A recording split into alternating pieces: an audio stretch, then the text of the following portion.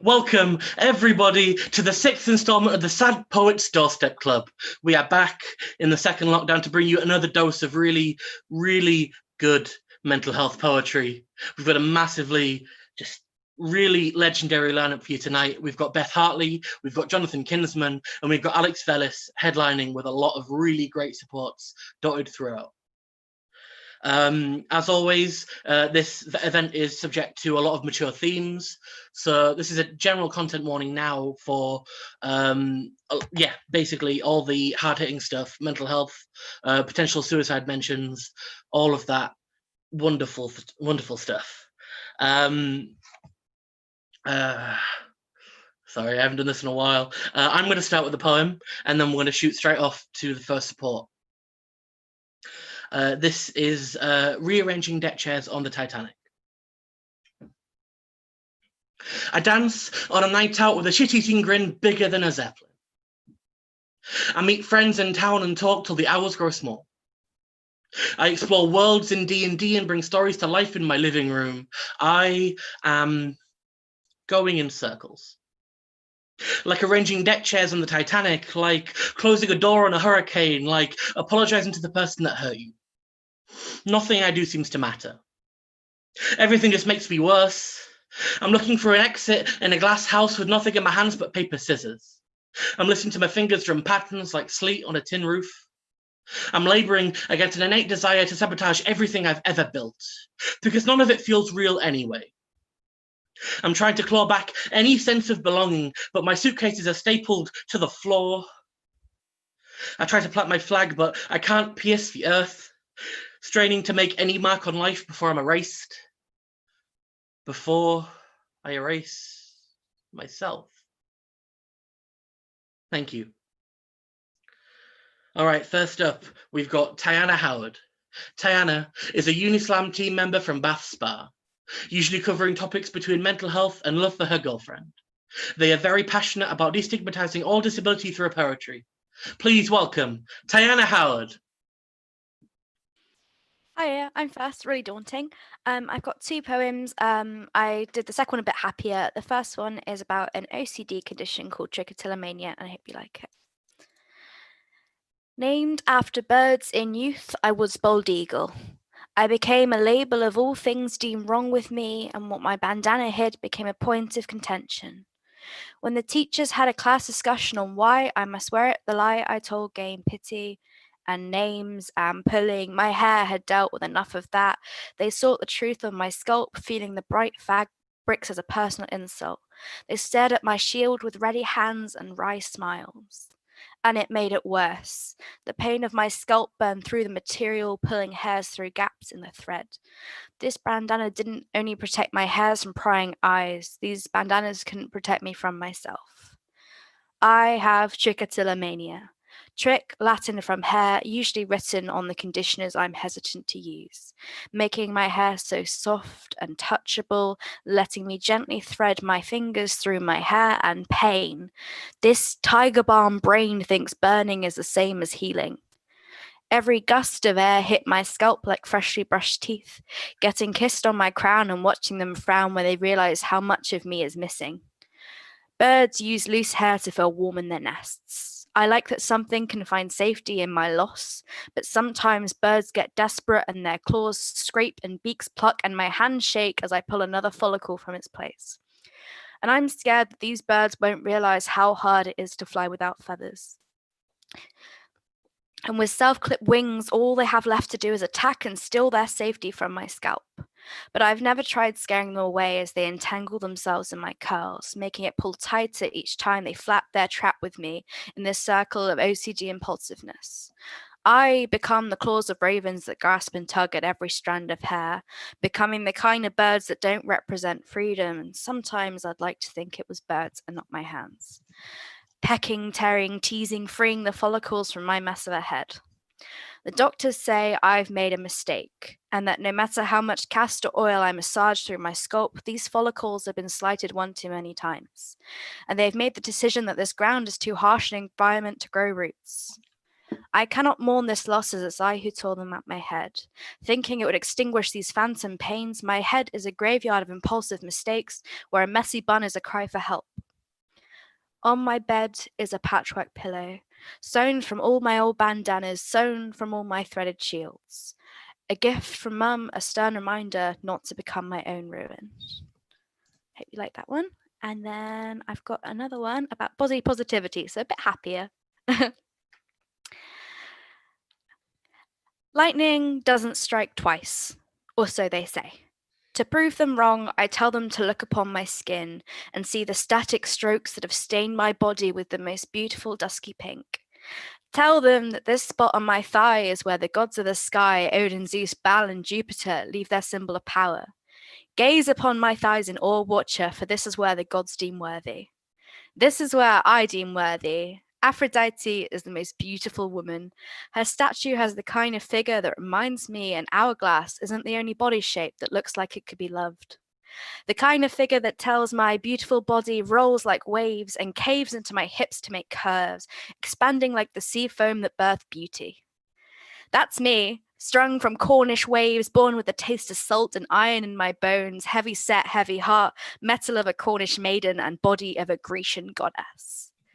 This is beauty, the love in which one can hold for themselves. In my palm, I grasp my excess thigh and roll my love into balls, roll my rolls to become something worth loving, shaping my clay form like building a new human.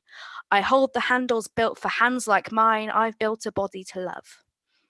I have scars on my knees from climbing and less hair from stressing. I'm more soft from living, stretch marks from growing, creases from smiling, and bags of my fatigue from worrying about how I look.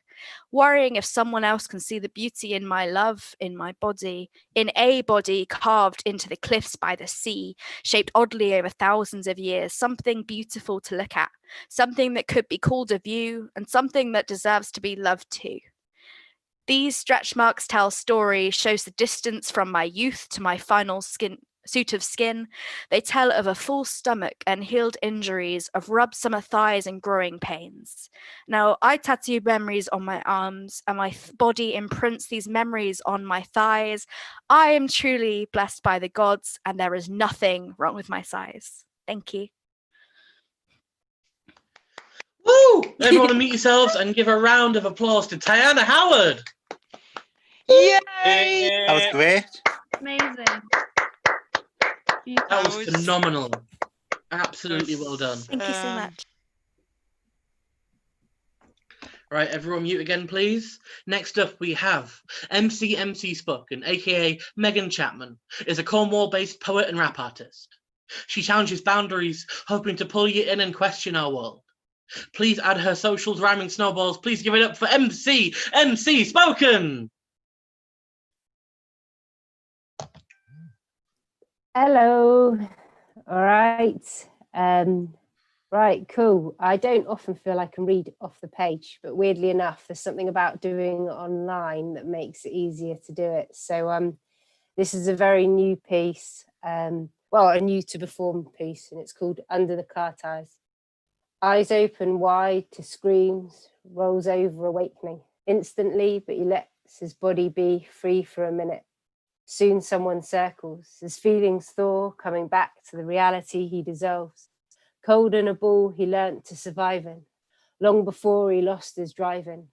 Life now, wife, 2 kids, statistically he did better than he was dished. He worked hard to live his dealt cards behind. Emotional history never revisited, doesn't give himself time. Dissatisfied, he tries to take back an hour from each of his time. On his hands and knees under his wheels on finance, this time his to connect with, the reliable passion that will not reject him. He's safe, he's escaped the world, this world he creates. He likes his life, but he'll never feel he made it. I know that's subjective, but the dissatisfaction eats him. He's trapped himself inside his children. A passion with a wife which he never had when pregnancy kicked in, he already felt trapped in. Knowing he would never walk away from his children, a world which he couldn't explore or ignore. Avoid dark hole he can't avoid, his past made him see his dark thoughts he can't abort. Spin the wheel, let's take it back, backed up small, fear frozen to the wall. His love he kept giving, trapped and no one was listening. Given all he could to those cold, long woods, he stood there knowing no one would come to his rescue, had learnt to pick his battles. He picked what he couldn't, and he was far from powerful. Reliably amicable, he's never done well if rescued by social care. But sometimes the really lost can't be found out there. And that therapy chair is a world away. At crisis point, you have to show them another way. Heading for an early grave, some really need to be saved. Normalized behavior stretch far, far away like the planets. It learned to survive this difference with bandits. A safe space wasn't on the cards for this little one, so from an early age he stayed on the run. Staged by a society which doesn't want to heal what's real, defeated, putting plasters over plasters, ignoring them peel. Then we're able to say we tried, at times we do our bit, but for him it was always lies. He's just learned how to shut down, give in. Our society didn't protect him. The ones with the power disempower in the tower. Policies, procedures, roots, the failure. A life for him was missing, lost in the model of multi-agency turned inside umbrellas. Watch a language already labelled a little hella. Worlds apart, a bus ride is something that most privileged have rarely endured. The people is something that the elite ignore, turn away rather than record. They charities tapping in with big ribbon fairy tales, but it's always like that. The systems in all parts have failed. Glorified by royals' faces and deprived communities, Diana tried to break down barriers. The reality of inequality can be awful, all cloaks and daggers. We socials front line and hard line stones, flesh and blood. Reminded why we do it with the same flesh and brush. The drones fly higher. Richness catches fire, the world spins. Politics reminds us of the real crooks and liars. Look higher, what can we actually do? I mean, capitalism arrives as we say commune. They derive us, we have put that, we're on the same game. Yeah, so that's one that I've never read, but I wasn't, to be honest with you, feeling that one that much. But that's the first one that I'm going to do tonight. So there we are. The second one, hopefully I'll get a bit more into, but that was a brand new one I never read out loud before. So this next one is about getting older. I didn't know how I'd feel getting older. Now I know like a half-peeled orange. When talking to a 23-year-old feels foreign. When history interests me, inquisitive in our sovereign. Maybe it's a protective factor for me. If history interests me, surely I won't be forgotten. A legacy well trodden. Self-indulgency in big portions a problem. Outside myself, I join bits of myself on the Asda conveyor belt. Help. How can life be this obvious? Still we're killing ourselves. I deeply inhale, humans' greed has always been our fail. My lazy me means that I visage the boat as set sail. Whilst I'm on this planet, I intend to dance around it. Remind all those that I reach to tread lightly, leave it how they found it. Whilst knowing that's not enough, in truth I bluff, I never give enough. I hear the carbon footprints for flying, vegan values. A overpopulated planet, wealth for an elite few. Political madness, border control, pure sadness. It's 2019, we're normally going backwards. When I fondly talk about my time, it reminds me I'm heading up that age line. Age is a privilege, still it's complicated and weighted, seeing with no meaning, unanswered. Stories are powerful when a message is shared. So much news, fake truths, it's all over our face. Everyone is reachable, only a scroll away, which doesn't make it meaningful. Connection change within my decades. Politics is the new religion, so in most I turn away. Society's puppetry wrapped around my shoulder, trying to peel it off, but it sticks and I'm no longer soft-skinned, itching to see the world. I'm slightly soft and slightly going off, adjusting to milestones, bought a home. The child factor's a private contractor, a personal journey, yet so fucking public facing. Like the British Bake Off, vague lightness, watching mine go off. Settling, nesting and reinventing. Myself age 12, former path resailed, creating, making sense of self, stealth, I've got this. Contradicts and bad for my health. Choiceless, no longer voiceless, while giving the best of me away. In a pressure cooker, 9 to 5, best hours, bleak and grey, self-reminder, thankful I enjoy my working day. Still waving myself away. Slightly rusting, adjusting, insecure to my core for an onlooker. Ready to implode whilst realigning life's load. Slowly leaving my 30s, middle life awakening. Home truths, seeing my parents' worst traits in me. As partners, I get reminded, so does she. I define myself, curl and sink my toes into the floor. Honestly, all life's monopolies, society's puppetries on top of me, dragging myself under as my clock sticks bolder. When I was younger, I wore my dad's shoulders. Slowly getting older, I learnt the journey walking for longer. Now I long for the weight to pick up onto my shoulders. Whilst in the same breath, I feel blessed, weightless. Knowing your answers won't get answered by an adult, you'll be waiting for me to set you free. Freedom comes at the cost of everything. So to be young with the freedom to dream, I will help with all that I am and honor what I've seen. You'll be ready to fly, looking up at the sky, asking why. I with clip wings, fitting society's systems reply. You try and enjoy this time and move aside from boredom, because you will lose it all for your cost of freedom. I see the pain pinned up on your face. I see the difference that you make. I see you listen and you wait. I see what someone already takes. See the snake wrapped round your neck. See the tape draped round the deck. See the dead body you won't forget. See those eyes you've never met. See your lost soul you project. See your tossed body you forget. See a version of your person. See your deserving tried still learning. See the unearthing and talking. See the disturbing paths you're walking. See your story through your lens. See your gory, see your trends. See your confidential, see potential. See your benchmark and strong heart. See you embark on dark paths. See your path was never lit. See a candle born with no wick. See the covered mothered in pain. See the uncovered wearing their parents' shame. See a spinning where the veins. See a sinning as your claim. See you're caught up in a web. See a self-taught head.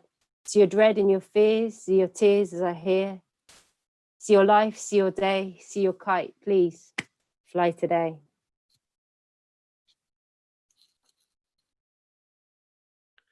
Please give it up for MC Spoken. Thank you.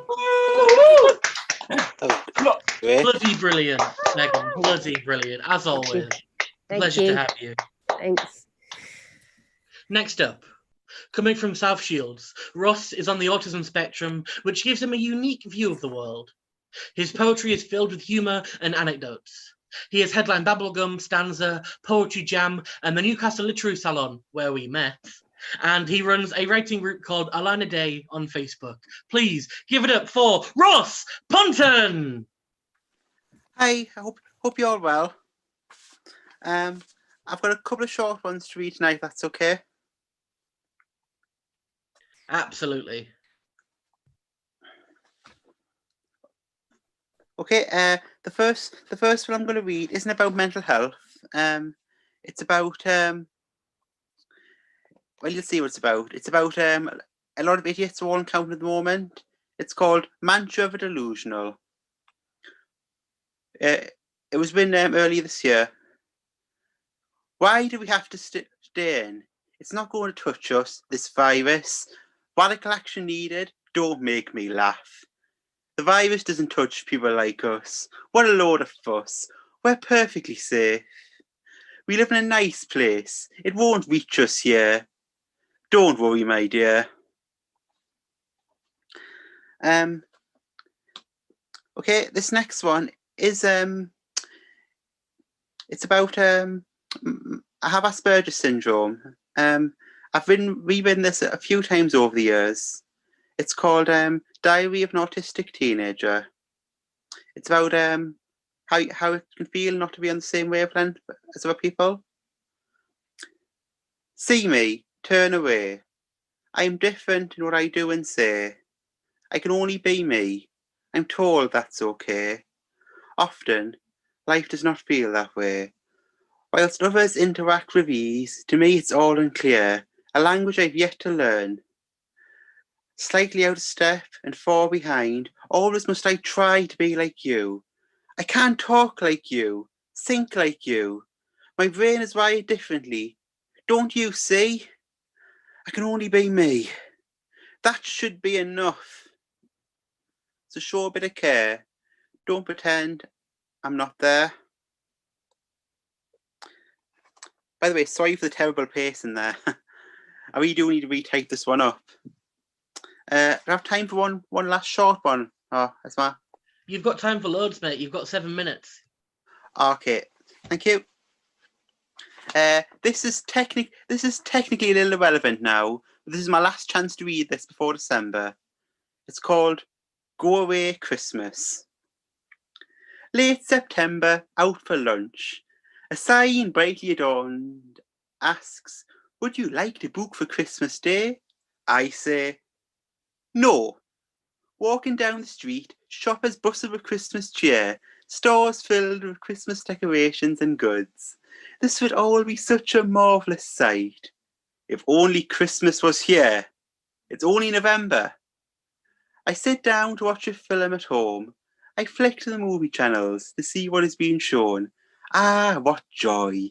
Christmas movies on all day. Late I pass a choir singing, joy to the world. Lovely, nicest people I've ever met. Just one small thing I'd like to say. It's not Christmas yet. It's only November. Alas, Saint Nick is not on his way. My true love has not yet given me a partridge or a pear tree. And there's definitely room at the inn. So go away, Christmas, and come back in December. But don't feel bad. I love you dearly. The best things come to those who wait. To see you soon in December. Don't worry, I'll remember. Okay, since I've got more time left than I thought, this poem was actually inspired by my cousin Elaine Cusack, who's quite a well-known poet. She taught me to always give credit to people. So I'm giving her credit because I used the first line of this from one of her poems. After she showed it to me. I could write a poem about you. Oh, the things I could say. Come listen here. Come closer. No, you never listen. You talk, talk, talk. And of course, you're always right. I am sick of doing this your way. Don't get me wrong. You're my friend at the end of the day. But you never listen, except to yourself. I could write a poem about you, but I won't. Now, I took a big risk reading that one because I wrote that literally years ago at a writer's workshop, and I was tidying up the other day. And it literally hasn't been developed at all. It's just scribbled down a bit of paper, but I thought, why not? I've never read it before, and I've got time left. Thank you all for putting up with me tonight. A pleasure reading here. I hope you enjoy the rest of your evening. Round of applause for Ross, please. Yes! Oh, and sorry as well that only one bit of the theme of mental health. It's all right. Don't worry about it. It's most fine. of my poems on my laptop are just currently being repaired, so I had to make do with what I had to hand tonight. Don't worry about it. You were fantastic as always. Yeah, thank you. Right. Thanks for putting this on again. Missed these events. All right. That's okay. All right. Next up, we have the super cool Miriam San Marco.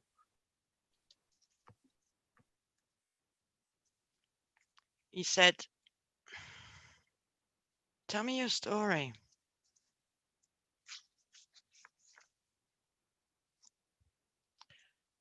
Went like this. Once upon a time, in the dark lands, a curious child was born. It was a day of all rain, and the mother was alone in the kitchen when she felt the child coming. The father was out drinking, and this was not unusual. All men drunk from daybreak till nightfall in the dark lands. The mother stood in her broken waters, thinking of the chores yet to be done. And now this. She'd been at many births in the village, saying push and breathe, and more often than not, I'd been the one digging a small grave in the woods. Babies took one look at the sky, never screamed, closed their eyes, never to open them again. The mother was ready for one more death, one more little grave, and this was not unusual in the dark lands. Men drunk and women dug graves. Breathe, push, breathe, push, push for hours. The walls vibrated with her scream and the baby did not come. The mother squatted by the fireplace, her back damp and trembling against the wall. Push, damn you, push! Night came sudden in the dark lands like the spring tide. Blink once and you're standing in water up to your thighs.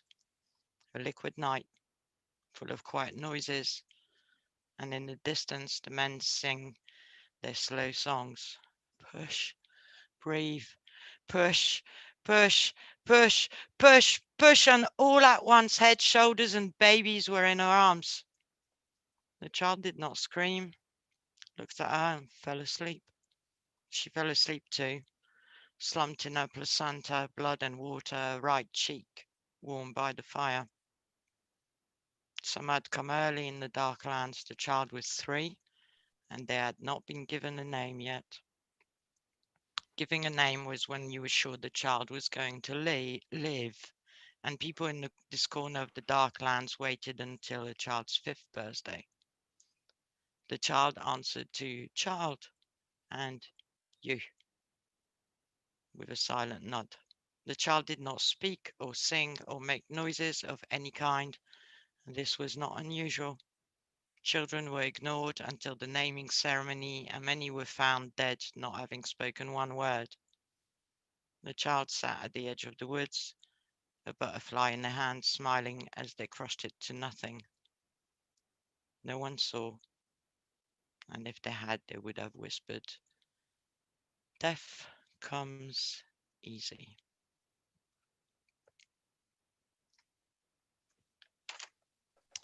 And then he said, "So, how are things?" Things.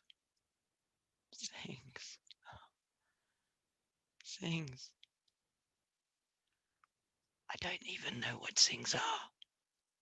Things are beyond fucked.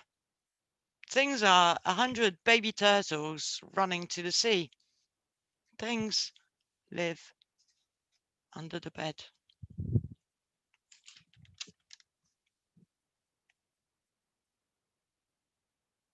Waiting for that time where it's no longer quiet and the air is so still. I want to punch glass. I hear the sound in my head. It's beautiful, like a slow motion car crash. There is my street, and there are familiar houses. And my boots make a walking sound. And it's real, I think. But you don't see with your eyes because things lie to you all the time. Things sit on the edge of your bed.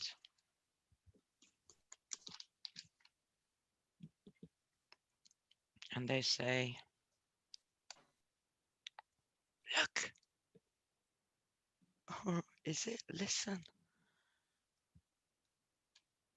They say, "You can talk to a friend because things are helpful and friends are helpful and eating food is helpful."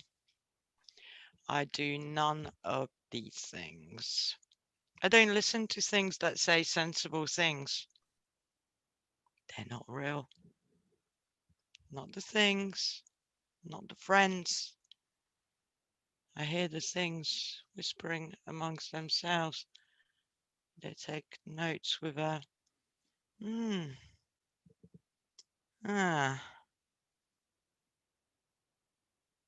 tell me more.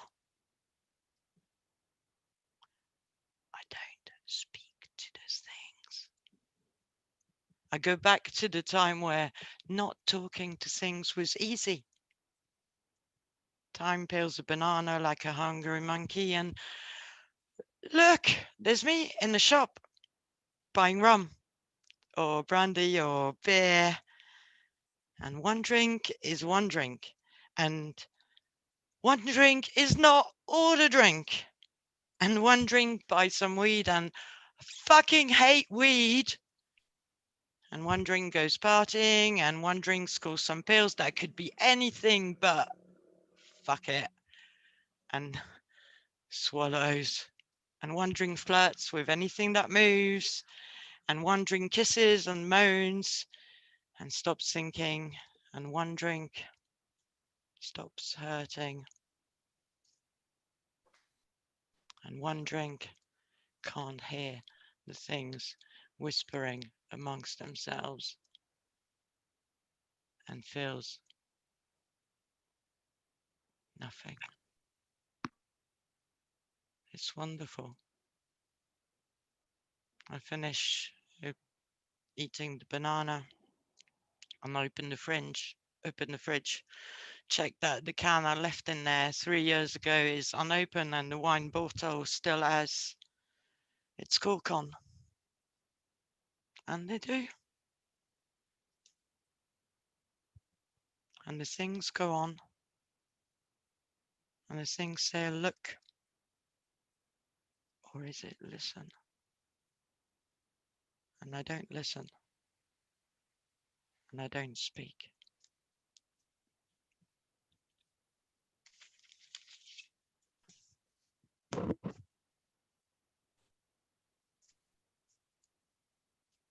Round of applause for Miriam, please. Holy shit. Amazing. Woo! Wow. Woo! Oh, that was haunting and wonderful, Miriam. Thank you so much for doing that. It's all right. It's my new shit.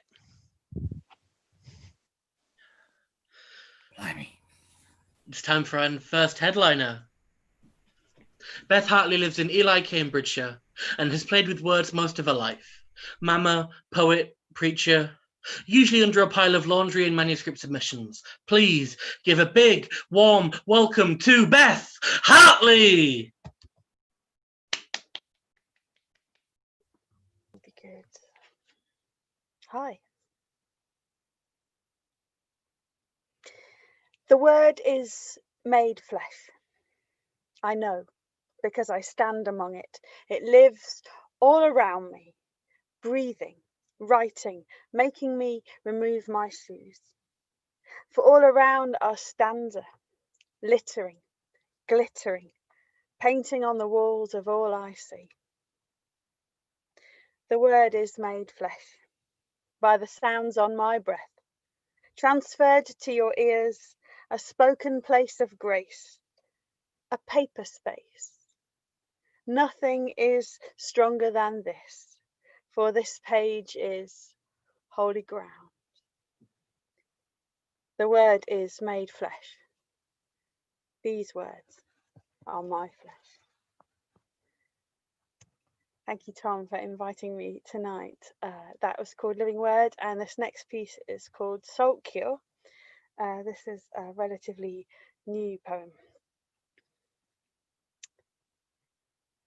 There are 3 kinds of drowning.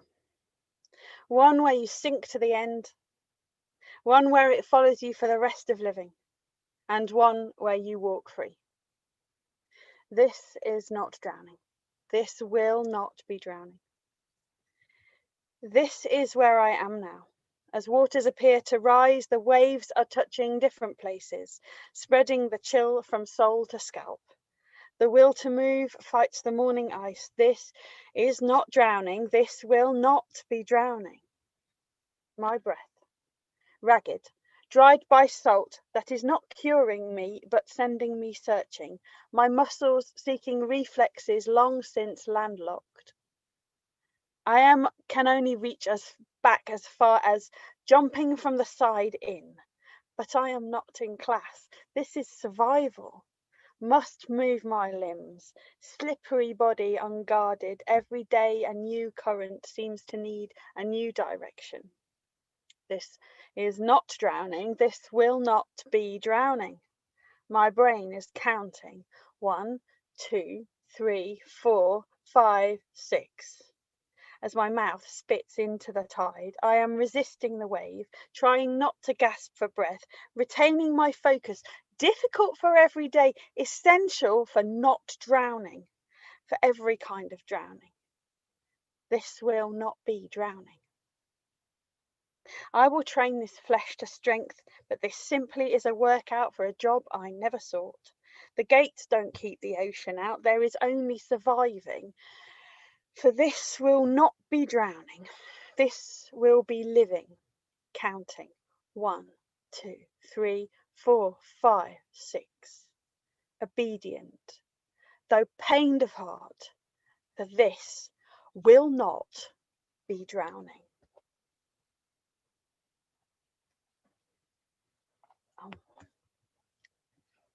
Some of my poems are gifts. And this one is. It's a gift for somebody I hope is listening, I think is listening. And it's called Gift. Nobody asks me that. It's late. And my thoughts all fall out like opening a cupboard door in someone else's house. So many routes have disappeared over the years that I still don't know where to go. Holes I fell in, fires I touched that burned so hard some days I still can't feel my skin. Nobody asks me that.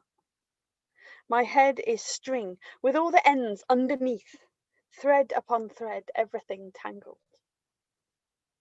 I can only unravel on paper, just in case someone else sees, and yet now it all tumbles, tongue loosened by lateness and laughter.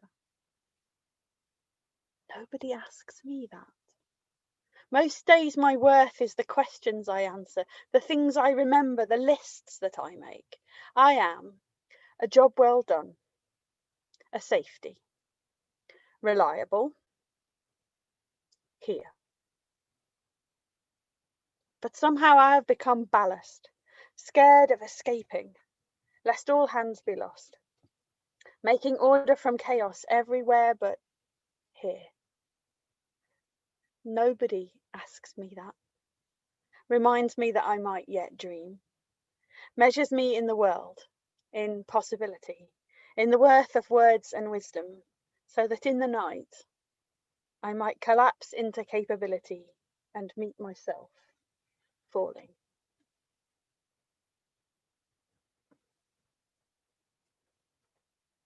I'm going to try and bring you not to, it's my nature not just to bring the dark, but to bring the light as well.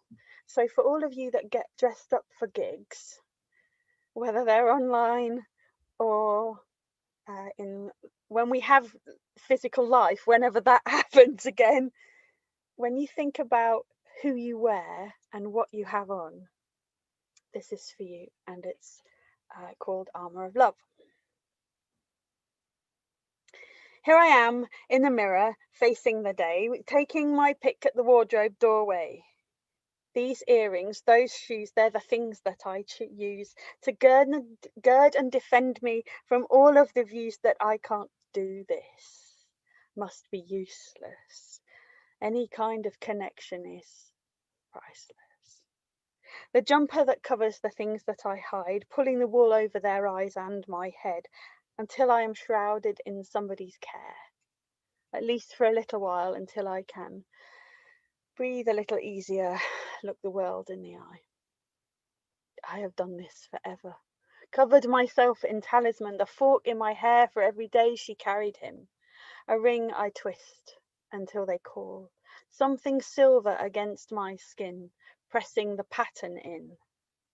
When people feel far and I am hurting, I put these on to ease the burden. The thinnest thread, words unspoken, written all over me in metal and cloth. These are my shield. The sword in my hand is the thing that you gave me, keeping you near when all I hear shouting's the voice of my fear. The things that I give are so that you know. When you battle too, there's something to show. When I'm hurt by the world, this is my boxing glove. And I thank my dearest for the armour of love.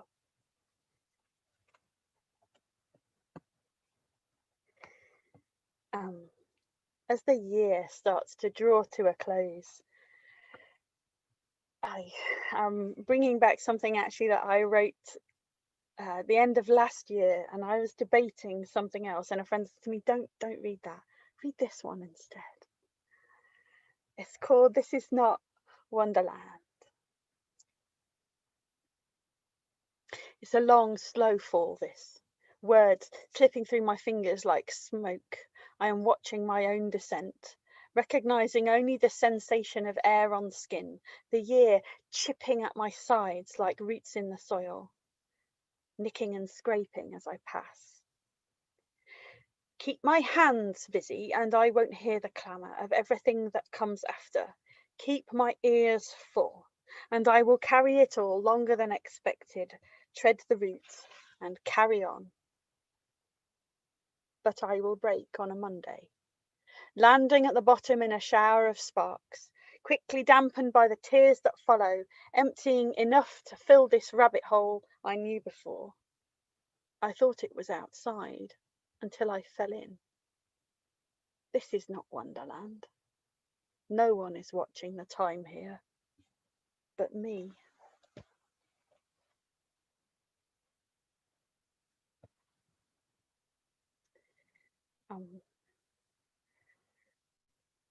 Yeah, I wrote this last year as well because it occurred to me that particularly sitting in poetry events that we are often sharing.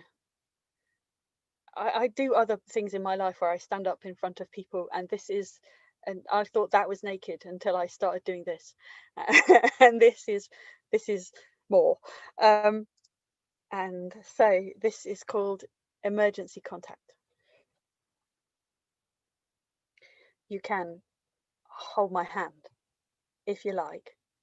Sometimes I leave it there in case this minute is too much to bear alone, in case you need to know that something is solid, when everything shakes, in case of emergency, in case you need something to hold on to, maybe in case I do.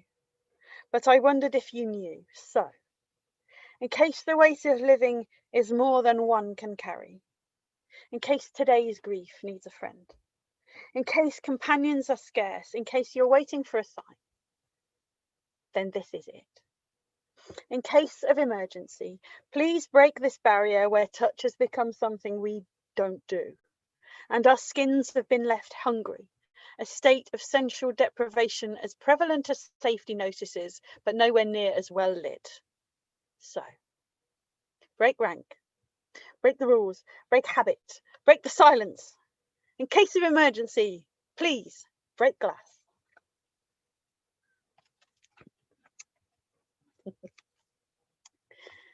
Thank you. You've all been nice to see people.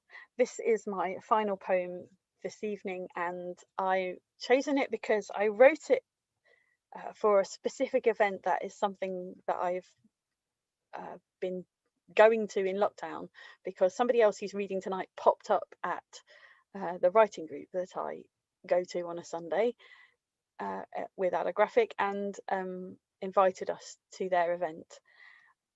But I hope it will give you a giggle. And as me as well, trying to suck the joy out of lockdown, because so much has been really not nice at all. So this is called Choose Poetry. Choose poetry. Choose life. Choose Sunday lunchtime on a garrulous train just to walk down long roads filled with tourists so you can reach the place your dark dreams inhabit. Choose a room full, sweaty even in the February chill that you fought through to get to it, full of waiting eyes, faces that became family. Choose evenings in lockdown, washing up and waiting, skidding up the stairs, plugging in, anticipating the shiver of words from wherever you are. Choose poetry. Choose to have your mind blown while you worry about what to read. Choose poetry. Choose fidgeting at your world, making sense of everything in phrases sculpted all week long. Choose poetry.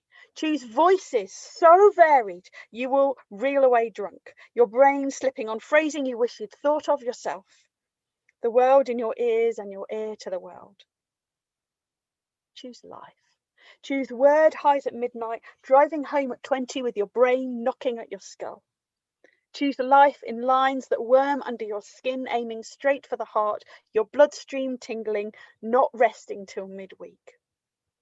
Choose life. Choose listening and being heard. Choose recognizing and stretching your understanding. Choose receiving and cradling another's pain to hear the weight, to share the weight. Choose laughing at the absurdity of now, of this, of everything shared and imagined. Choose a life that lives in moulded phrases and laid out lines, or raging places and banging rhymes. Choose a life that rocks you gently until the sucker punch has you hanging on to every syllable in its glove. Choose poetry. Choose words cut loose or decorated, flowing free or syncopated. Choose the muse that slips one past you when you thought the day was done. But choose it. Choose to live. Choose poetry.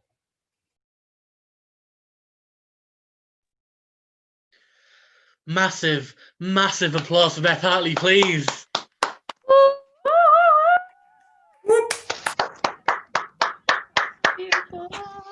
What an absolute treat that was.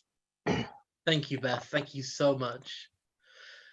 Right, we're going to have a 10-minute break now. We'll go for a cig, get a drink, go to the toilet, or stay and chat for 10 minutes. We're going to be here. Just stick around, I guess. 10-minute break. Oh, that was so good. Miriam, I didn't notice it if it did. Okay, good. It's just like, I don't know, I've got this headset from work and for some reason it just keeps on muting itself. Oh, work headsets are No, it's fine. I mean, garbage. it's Yeah. really good quality and like the sound's really good. I've been But thinking I need one actually. I need to find something. yeah, it's quite good because it allows me to be really quiet. You know, I mean, you could all hear me when I was whispering. Yeah, I like that. That worked really well. I'm just going to go and put the girlie to bed.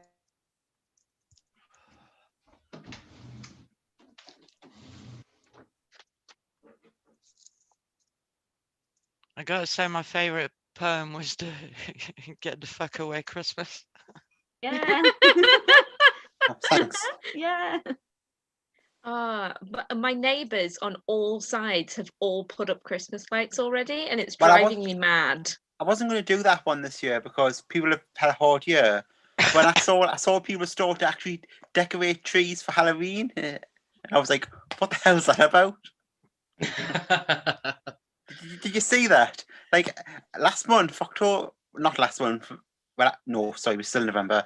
October, I walked by and people were hanging like skeletons, and I was like, "What the hell is this?" I love Halloween decorations. They're a lot better than Christmas. Well, I Yeah, took when I- my summer garland and put my wintry witchy garlander. That's about as far as it's gone. Oh, It's nice. I love Halloween, but like, who decorates a tree for Halloween? Like, Oh, I'd when does- decorate everything for Halloween if I had the money. oh, okay. I'm gonna show you guys my Christmas decoration. This is it. Like, can you see? Fair? Yeah. Oh, fair. That's it. It's just the light and this. Big fan of fairy lights. Keep your distance. Yeah. That's my kid's room. Yeah. I don't hate Christmas. I just think less is more sometimes. No, I well- hate Christmas. I took it as the, yes, another Yeah, Christmas I'm hate not in a the fan. room. more is more for Christmas. Ross, last year I decorated my front porch for Halloween. I put keep out tape up, smeared blood on my front windows, and dropped some plastic severed limbs onto the floor outside the front porch and covered that in blood. And it was a lot of fun. Sounds cool. It was a lot of fun. I really missed actually going trick or treating. I just like we always get makeup and kind of fully kitted out. And even though my kids are like 15 and 13, we still go. And it's not for the treats, it's just for the fun. I do a zombie dress up every year and scare trick-or-treaters. I once scared a group of teenagers so much they literally ran down the street around the corner. That was a lot of fun. Is that how you answer the door? Yeah. Sometimes when I hear them coming, I would go out the back door and go around my house and scare them that way. No, it's the best way. My youngest does SFX makeup, so you should see them. They're like, we literally, I think it was last year, we walked into this restaurant to get some water, and like there was this woman start screaming, and the baby starts screaming and everything, because like my kid had an eye hanging out, and then oh my like god, that's beautiful. kind of a knife sticking out of her arm, and it just looks so realistic. It's great. Is that the one that has the same name as me? What do you mean? Cass? Oh, Cass, yeah. Yeah, I go for Cass. It's Cass, yeah. But it's not short for anything, I keep being told. I was no, it's short for Castiel. Tom, because you always ask, look who's here. Yes! Cat Cam! Oh, the beautiful. Oh, I love. Mika, you sing hello. Oh, it's so cute. Oh, I love seeing live cats. Have you seen Rick the Most, his event? He has a cat cam. Yeah, I've done some of his Your Place events, and yeah, cat cam is fantastic. Yes. Also, Miriam, I don't know if you can see it, over there. but how do I do this? One second. Where's the other one? Miriam. Ah, I can't believe you've got that on. Yeah. That is great. It's permanent. I want that tattoo. It was my first ever tattoo, that one. At least you're first safe. one. Oh, my cats I'm are all like outside. rewatching the last season at the moment. It's so sad. I need to rewatch the whole thing, to be honest. Yeah, me too. I'm just waiting to finish like the last few episodes and just go back to the beginning. No spoilers. I've not watched that far. I think I've seen season 12 and then that's it. What are you watching, sorry? Anything good? Supernatural. It's... Oh yeah, I know what it is. Yeah, it's... I was meant to get into that. Is it on Amazon Prime? Yeah, I think so. It's both good and quite problematic in equal measure, but it's worth watching. I've only seen a few episodes of it, but look, it seems funny enough. It is quite funny, and they're very ingenious in like what they do. You know, like some episodes, like there's like black and white episodes and cartoon ones, and the one where they go in Scooby-Doo. The one where they go in the universe where they are they're actors. Oh yeah, that's and it's the whole fucking set. It's beautiful. Oh yeah, like that Twilight Zone episode. A few people have parodied that. Yeah, Indiana did an episode like that as well. Yeah. All right, is everyone back? I don't know. Quick check-in for people. I'll be back in 1 minute.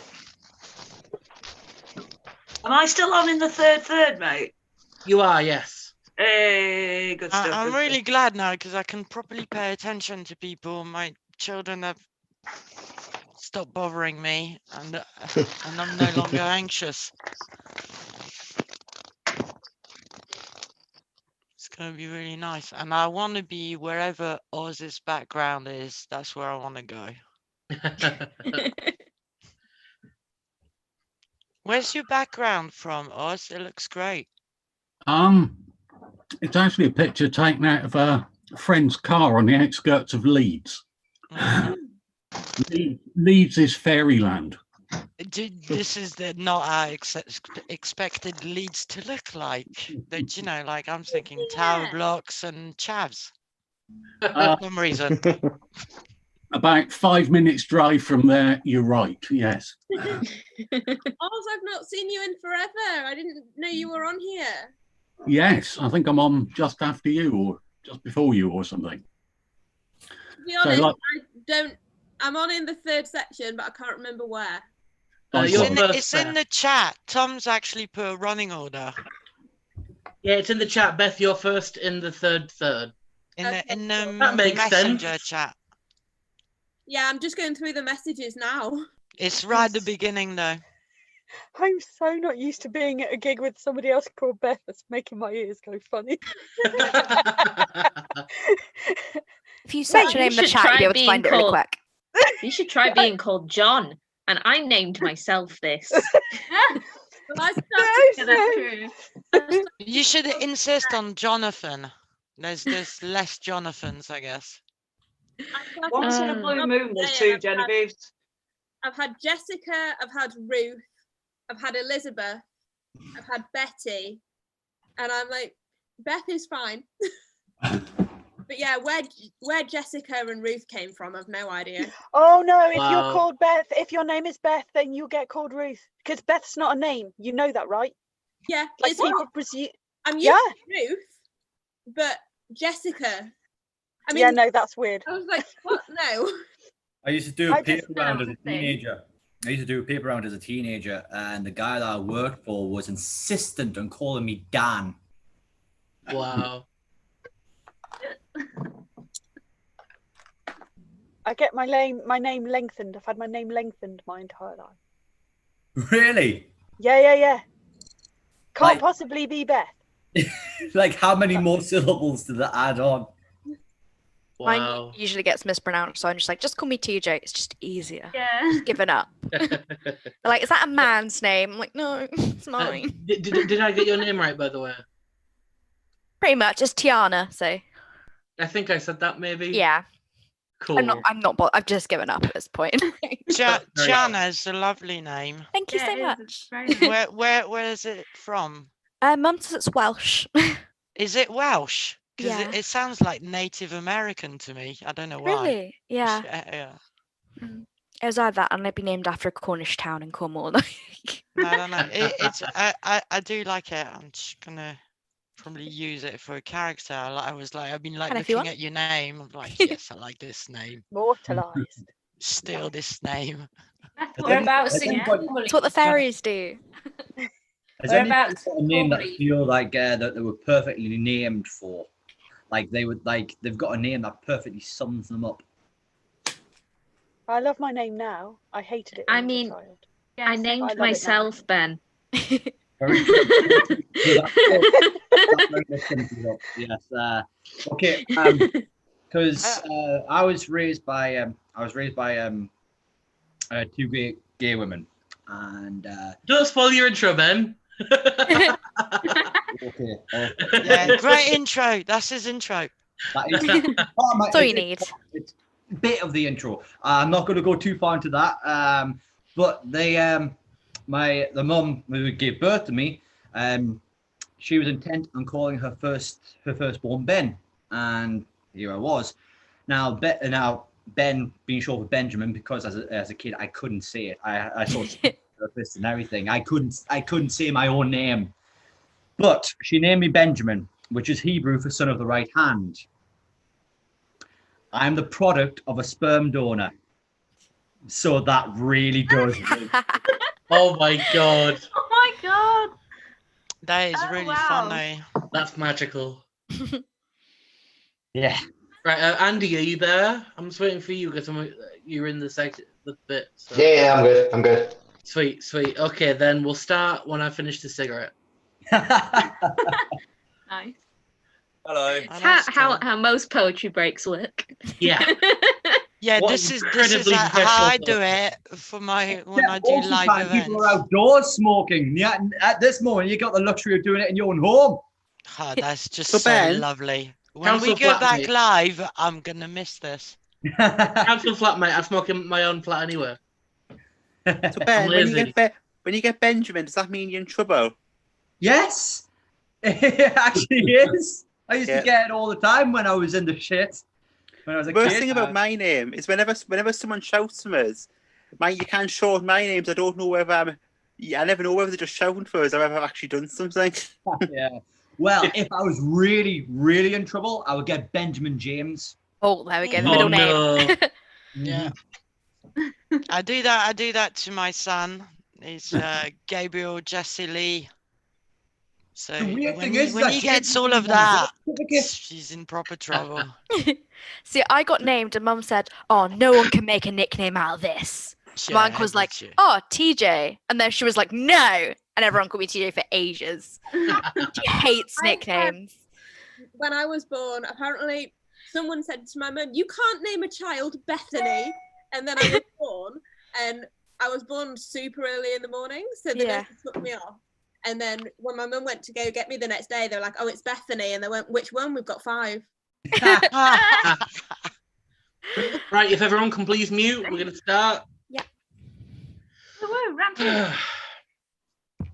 Welcome back, everyone. Not that we've really got anywhere.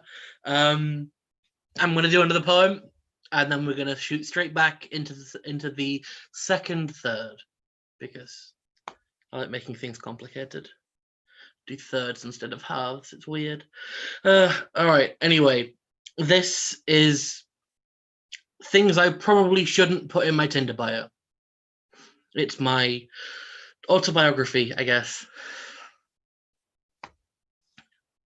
I was born in 1996 as Thomas Mark Crossland. Birthed into this melting pot of violence and addiction. By the time I was 3, I had scars from operations and scars from accidents and scars. I don't remember any of it. My memory doesn't stretch back into single digits. My mother, in her infinite wisdom, didn't quite like the way that rolled off the tongue, so I became Thomas Mark Rudd. Not sure why she kept the middle name, a match to cauterize the wound perhaps, so I figured that enough was enough. I couldn't keep being this reminder of his neglect. By 13, I had dabbled in churches, New Age prayer circles, Christian rock bands, and when I realized I was queer, I got my first silver chip. You see, fire and brimstone is a hell of a thing when you're being tempered in the heat. By 17, I was a lot more queer and a lot more into hurting myself, so I dropped the chip and went back to church, and I started smoking and fucking and smoking, and I've always been ace, so I was never really into it. It's just what the cool kids were doing, and fuck did I want to be cool. Meanwhile, the smoking turned into drinking, and the drinking turned into drugs, and then back into drinking, and back into smoking, and back into hurting myself in every way that I could, and thinking no, knowing that I could never do any good. So while I struggled to pick up the pieces of my life from the plush carpet of my parents' disappointment, I pieced together a phone and used the flashlight to spill ink from rotting ribs. I turned myself inside out and started writing, cataloguing every flaw, every mistake, to improve. That's where I am now, strapped down to stainless steel, open and bloody and raw. A dissection of lapses of judgment, an arterial map of mistakes and regrets, frayed nerves and crossed wires. I don't call myself Thomas anymore. I think that person died when I decided to take responsibility. When I cracked my ribs open, they oozed out onto the floor. Spoiled ink from a broken pen. I'm not quite sure what I am yet. I guess what I'm trying to say is, hi, I'm Cass. 24, non-binary, York, not interested in hookups. I'm passionate about hand-holding and the destruction of capitalism. Thank you. Fucking let's go. I wasn't going to ask for applause, but go on. Why not? Thanks. Moving swiftly onward. Well done. Thank you. Moving swiftly on. Ben is a Northeast performer who has turned his hand to prose, spoken word, and music. He was raised by gay parents, was homeschooled, and is on the autism spectrum, so his work touches upon feelings of being at odds with what's perceived as the norm. Ben is also one of the hosts for the spoken word comedy music night Babblegum. Please welcome Ben Dawson Punchin. Hello. Okay. I was trying to wrap my brains on what to do, like, and there was this one thing that that I wrote last year, and I started editing again, like, a few days ago. And I was thinking if it was all right with Tom, after I'd done this, maybe I could follow it up with a song. Absolutely. Excellent. There's a kind of a theme between the two. So this first piece, it's called Lovers Revolt. I kind of wrote it in response to a few things. I wrote it in response to coming into loggerheads with people saying, "Oh, we do not want a revolution. We don't want revolutions are counterproductive and everything. We don't want our shop windows broken or anything like that. We want things to be peaceful and everything." Well, I was starting to consider that actually peace times for people who have been persecuted comes as a result of them, not just sitting with the mouths shut. They do something about it. But I think in a world, in this year of the Black Lives Matter movement, of what's been going on with Poland with abortion rights as well, there's been a lot of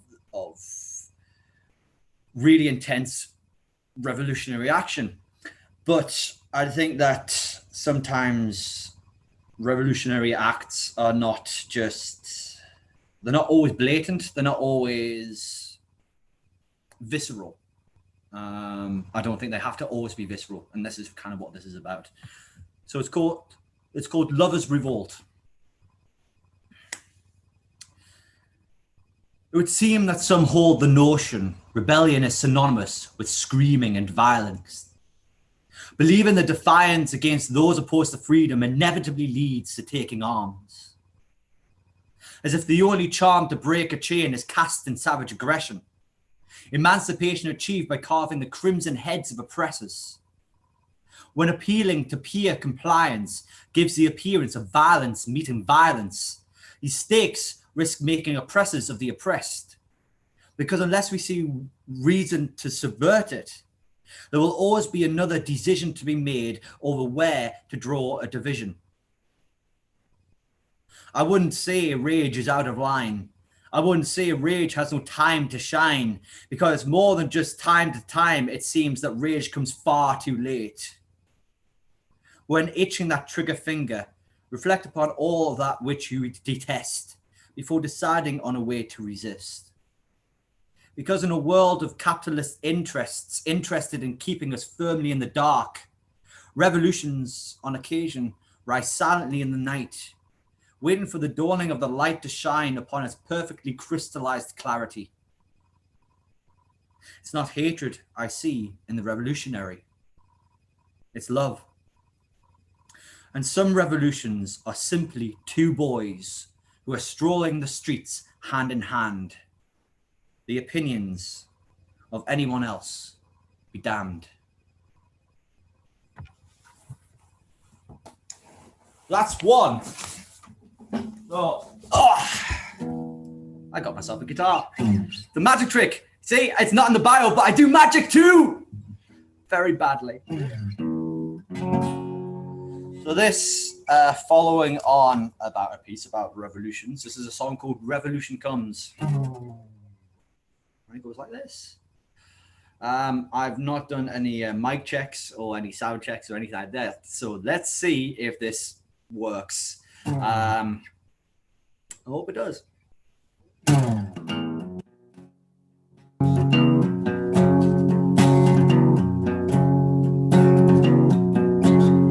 The sun shines on the city today, fluorescent lighting in the gray.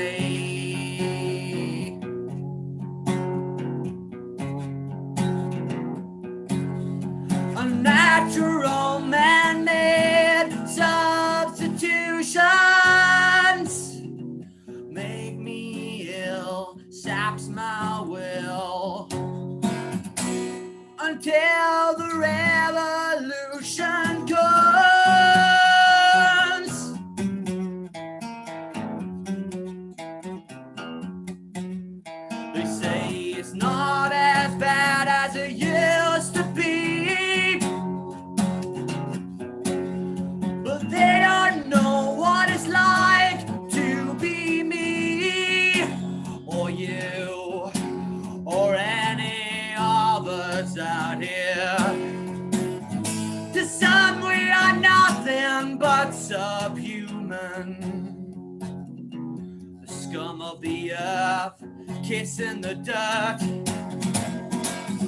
until the revolution comes, escaping the schism of what it means to live. To live.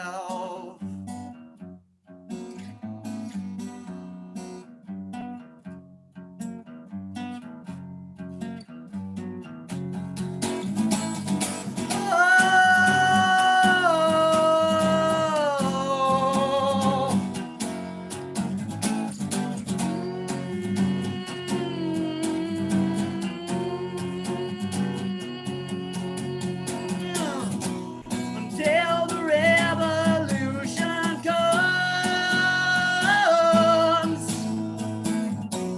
escaping the schism of what it means to live.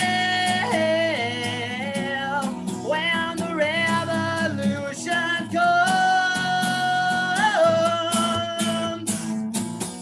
escaping the schism of what it means to live, to live.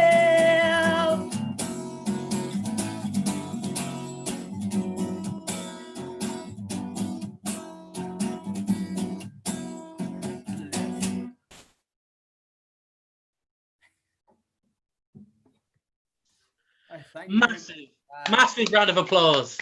Oh, that fucking slapped. Fantastic. Awesome. Absolutely bloody brilliant. I can live with those words. Thank you. Right, next up.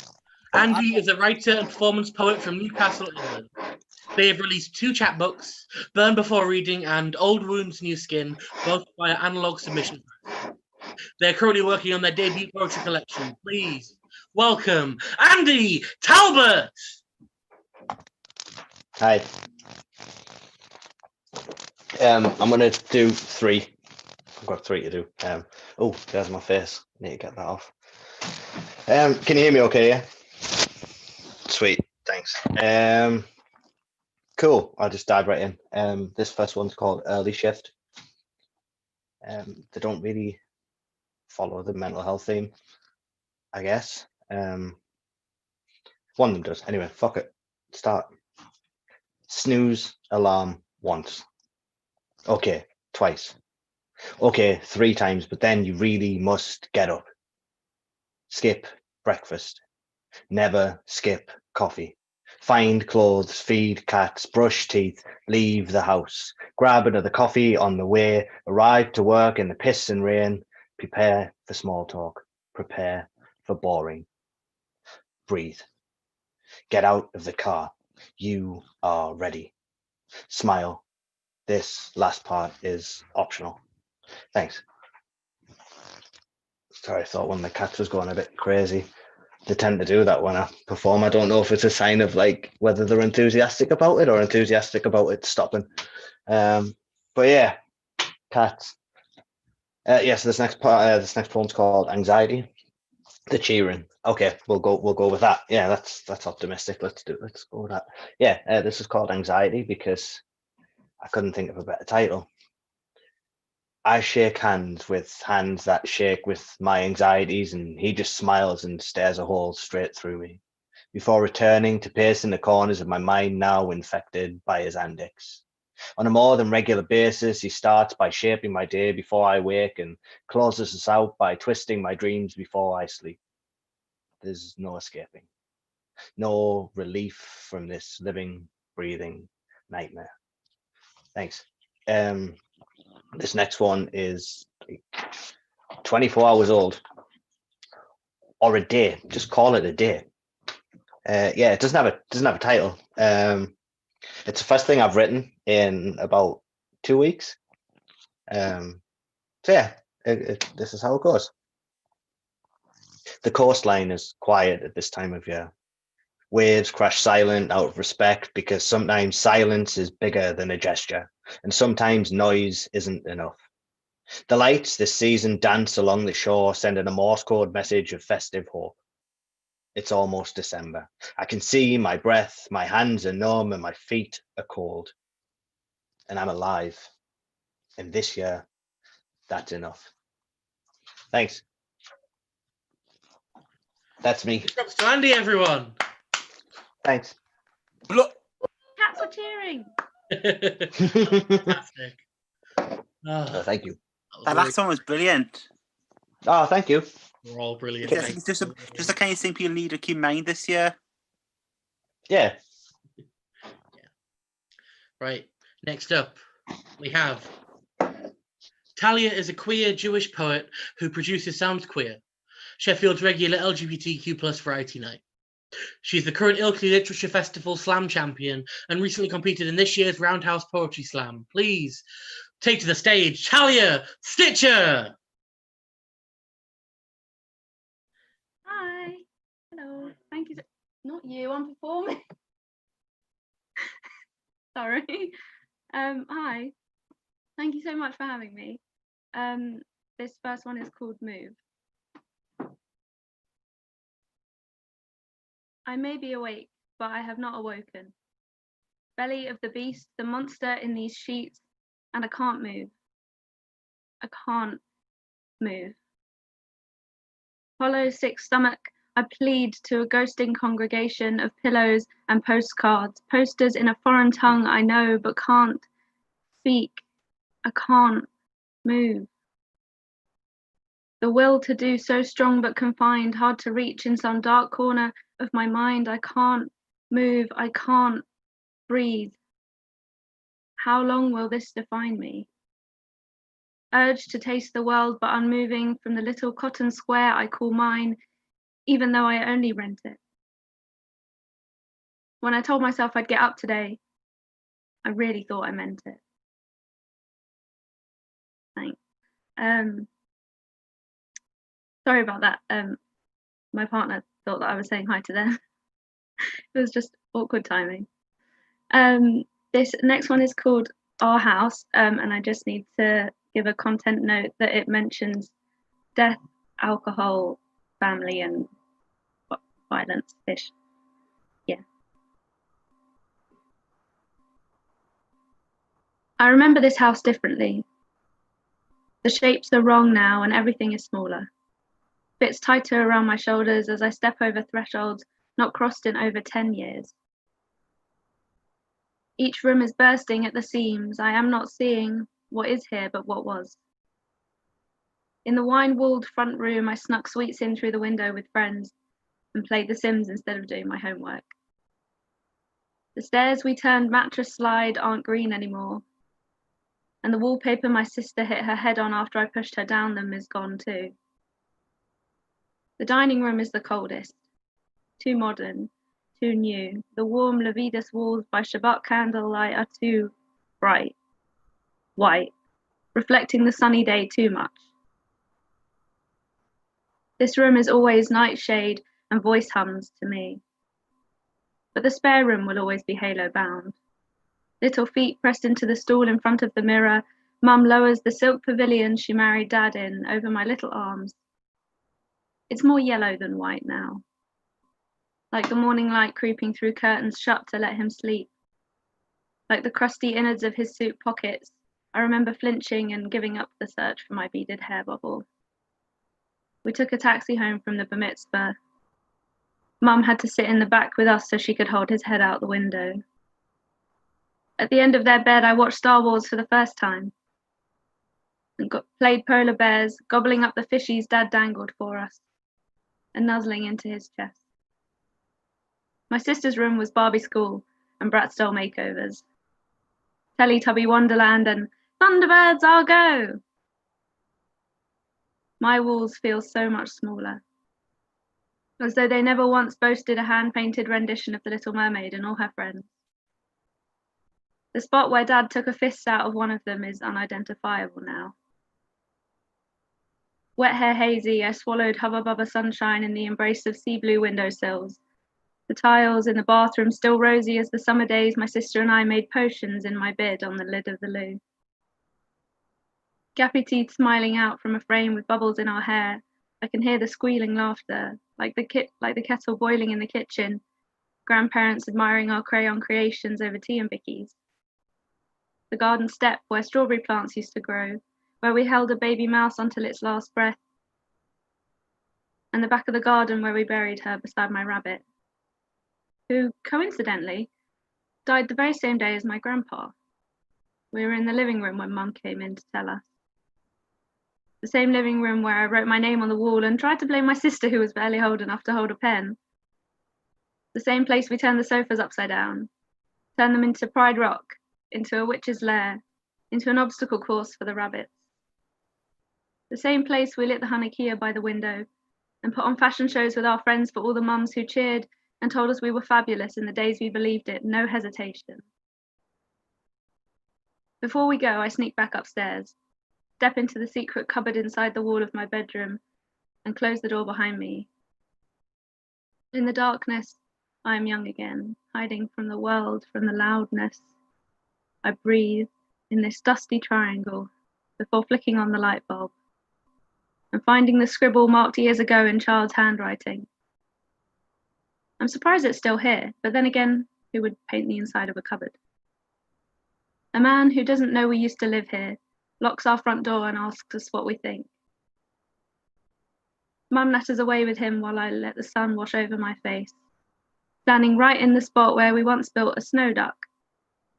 Mum cut out carrots in the shape of feet and nose, and we posed beside it in our little pink wellies. I've got a photo somewhere. In it, we look happy. And moving into something hopefully less dark, depressing, I don't know. This is just a really short one about, I don't know, yeah. Sometimes I shower in the dark, let my fingertips see instead.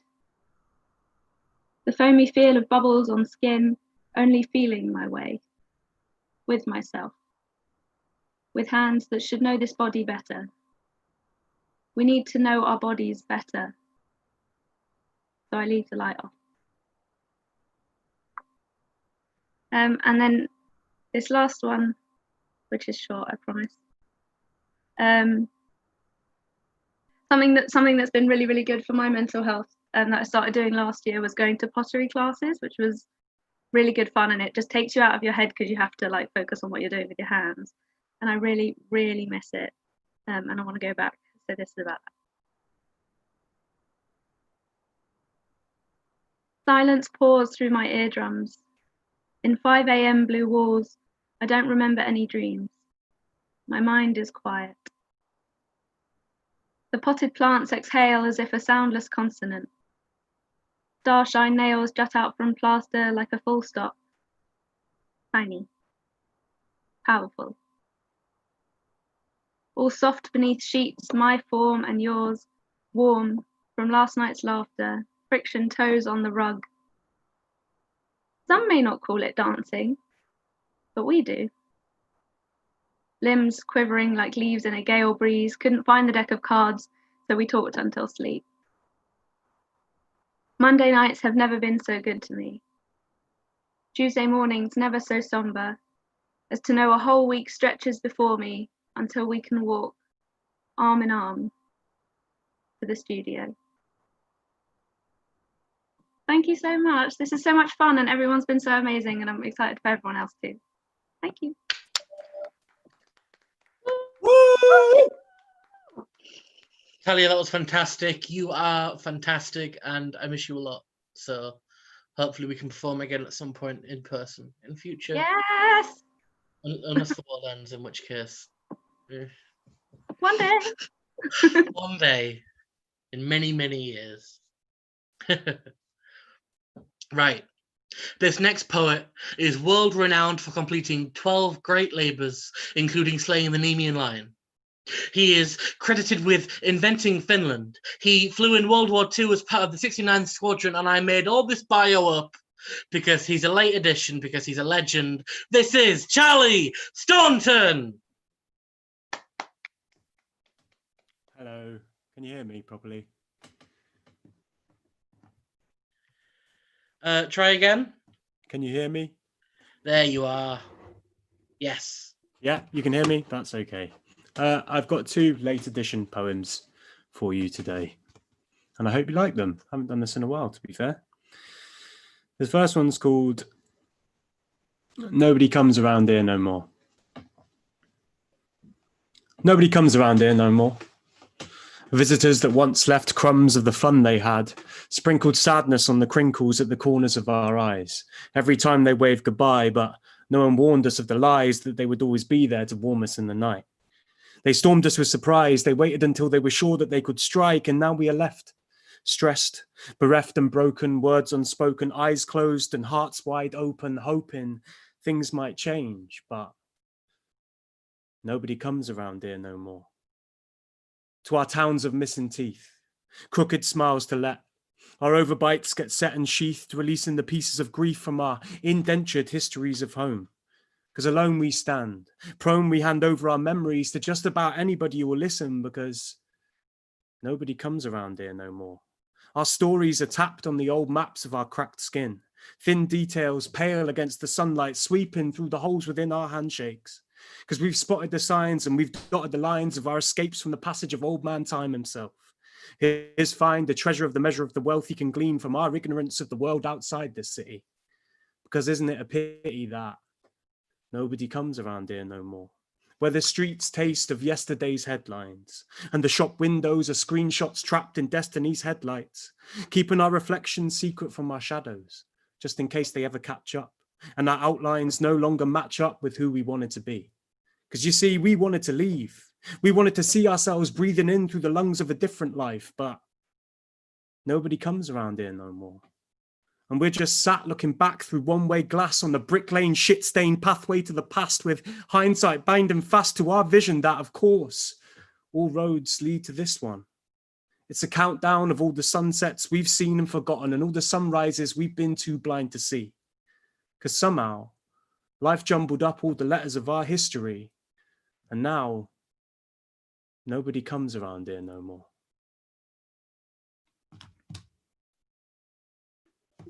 Thank you very much. The second poem is a poem about my mum. This poem is called Super Mum. Content warning, I do talk about the death of a parent and suicide. My mum is so beautiful.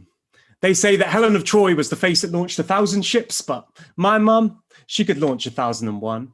My mum is so intelligent, she counted to infinity twice. My mum is so wise, last week there was a disturbance in the force. It was Yoda asking for advice. My mum is so efficient, she can clap with just one hand. And my mum is so sweet, people like to pour her on their pancakes. Man, my mum is so athletic, she once beat a wall at tennis. My mum is so strong, she can carry 1,000 bags of shopping at once. My mum is so brave. When I was 12, she tried to kill herself. And I stopped her. Now, I don't mean to rock the boat, but when it happened, I felt like the first mate trying to keep the ship afloat the moment after the captain has fallen overboard. And I realized in that moment, I didn't know my mother at all. There were many times in my life when she nearly died. But this time was different. She's my hero, Super Mum. We've been on many adventures together, had loads of fun. We'd fought the shadows in the dark and conquered the monsters under the bed and all the villains and the baddies and all the books I've read. But every superhero has a secret identity. And hers is called depression. From then on, I made it my mission to go from being her biggest fan to her best friend, to try and understand the reasons that led to her wanting life to end. It was a struggle and a while before I was able to fully comprehend one thing. The knowledge that the magnitude of her love for me and the gravity of her pain were not mutually exclusive of each other. I mean, my mum can't carry 1,000 bags at once, but she's still strong enough to carry the weight of the world and carry on. My mum can't beat a wall of tennis, but she's got the tenacity of one. My mum can't be poured on pancakes, but she's still the sweetest man. And my mum is still efficient, even if she claps with both her hands. My mum isn't mates with Yoda, but she's definitely still wise. And she's still mad intelligent, even if she hasn't counted to infinity twice. She's still beautiful and brave and a brilliant human being. And every single day, she is the hero I keep seeing. Nothing in the affairs of humanity is worthy of great anxiety, and yet we still feel it. We cannot claim to preach about what we do not understand, but we can only show our love for those that do. My mum taught me that, and now I'm teaching it to you.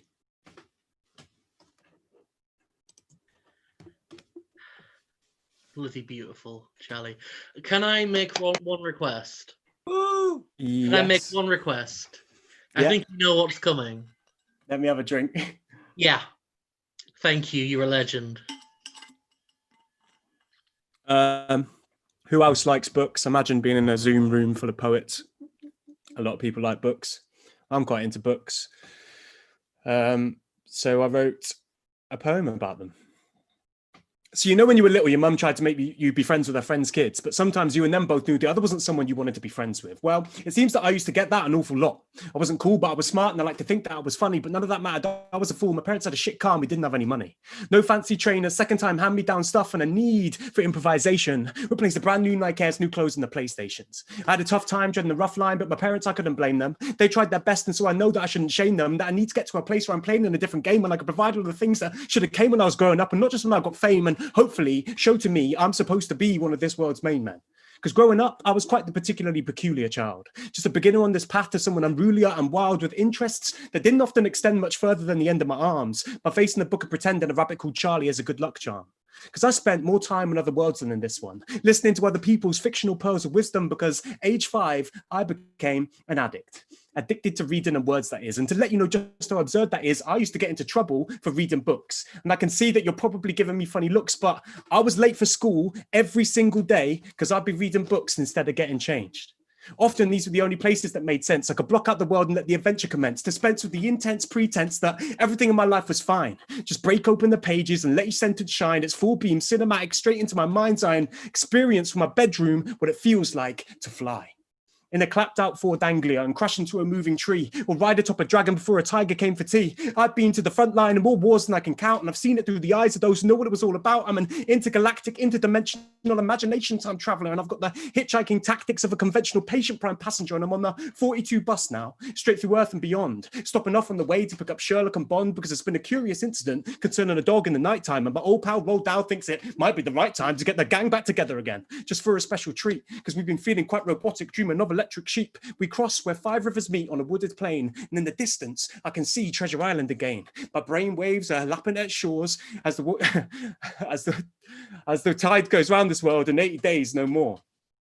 The bus stops, I rush off, a surge of recognition hits me like a Molotov cocktail, and as the shock pales, a glowing wave of comfort makes me rock whale. Every word and every story is tattooed tendrilled across my skin, always shifting, always changing so as to let the new bits in. I'm back in the mind palace, and I'm surrounded by friends whose tales full of chalice got down to the end. It suspends me with sorcery too special to send back, so I tend to extend that to fend off the realities of the day and transcend the formalities of having to say farewell to my fictional favourites in full. They know I'll be back soon, I can't withstand the pull, I need words to live, and if I don't get my fix, you'll find me sat in the corner reading the back of a Twix. Also, so I sort of slightly stuffed that because I could see a tiny little you just absolutely loving life. You blow me away every single time. I always think amazing. but it's always really fucking good. I maintain you are still one of my favorite poets. Bless you. Thank you so much for having me. Legend. Thank you so much for filling in tonight. You are the best. Appreciate it. Right. It's time for our second headliner. Jonathan is a trans poet from Manchester. His debut pamphlet, Ampersand won the Indigo Dreams Pamphlet Prize, and his second, Witness, is out now with Burning Eye. Sorry, I fucked that up. But welcome, Jonathan Kinsman! Let's go. This is gonna start dark and get worse. You've been warned. It is the season of dead emperors, and they are pulling bodies out of you again with the faithlessness of people who have seen God come and leave. Now they care only for the cold mud soaking into their shoes. They bring cigarettes and flasks full of whiskey because they know the night will be long, meandering towards the conclusion of a beam of torchlight falling across a set of stiff fingers, or perhaps the concave back of a skull grown over with hair like moss across a stone. You no longer hold them in baptism. You have become an unforgiving thing. On nights like this, I see the hills sideways, the valley, your gaping mouth, your breath on my bare legs. There's a pulse in the movement of grass. I have counted the steps between here and the train tracks, the thrum of the river. Sometimes every light blows overhead that marks the journey home, and the fields watch with their dark horses, and for a moment you sound like God, like someone calling in the distance, the beat of footsteps on the path, or a hand reaching upwards from the water, or a chasm opening up inside the earth. So this one is a true story about a thing that happened while I was at school. And it when I tell people that this actually happened, it always makes them gasp. And when I find it in my notebook, I will read it to you. Jonathan should have marked his places a bit better. But yeah, so basically this is about the time a guy self-immolated on my school playing fields. It's called Immolations. You fell in love with the fireman's daughter, and I am sorry for your misplaced faith. This will protect you no more than sigils traced on playing fields by children running through the mist. This is a harsh place. In summer, the moors burn. Everything on foot turns to the water, collects in the reservoir live debris, and the earth churns up blackened bones that crumble to ash in your hands. The smallest of femurs, neat little skulls set with milk teeth, but it's winter's bite that's deepest.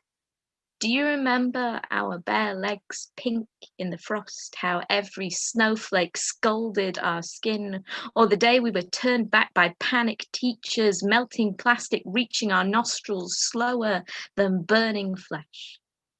A man rises at dawn with divine calm and walks onto Oldham Edge with a carton full of petrol and a pack of cigarettes. His eyes, burst like yolks, run down his face as tears. He takes his medication, does not even scream. It was so cold then, huddled together like sheep, your hands clutching for warmth, ice on every breath, bodies grow numb, and year on year it returns. I am frightened of who we are in winter. I am frightened of what we will burn. Thanks. Cool. Yeah. So I do have a pamphlet out with Burning Eye. If you are interested in any of the things you hear me read tonight, you can buy pamphlets from me at jonathankinsman.bigcartel.com. Okay, I'm done with capitalism now. So Witness is a pamphlet of poems where I rewrite the apostles as modern people. So this one is Judas. It's figs you can taste on his lips when you cover his ears with your hands and become the sellout of the century. Just you and him awake now. So you step over Peter in the fetal position, John sleeping with his arm thrown across his eyes, and for every breath you've despised Mary. It's you turning tricks at this hour with crumpled banknotes stuffed in your back pocket, hot enough to brand the skin through denim. And later, you'll ask yourself what he asked. Did it have to be a kiss? The answer, no. They'd have paid so much more for greater sins. So you thread yourself through the chaos of fistfights and handcuffs with a mouthful of stolen holiness staining a purple line on your teeth, ready for you to brush away in the morning, staring into your own unforgiving eyes. Already the money is worth less. And the skin is peeling faster than chapstick can fix the headlines. Watch Jesus Christ and Judas Iscariot lock lips. You hardly recognize your features, distant, grainy, indistinct beside an old mugshot, hair full of glitter, face black and blue. But there it is, the document of the deed, comments underneath. Do you think he's fucked them all? And you breathe coffee and aspirin straight into your lungs, hack it up over the keyboard. The answer, no, not you. Never you. Isn't that what this is all about? Out on the lake with Peter, beloved fucking John, Mary's hands kneading his bare feet. We'll see soon enough.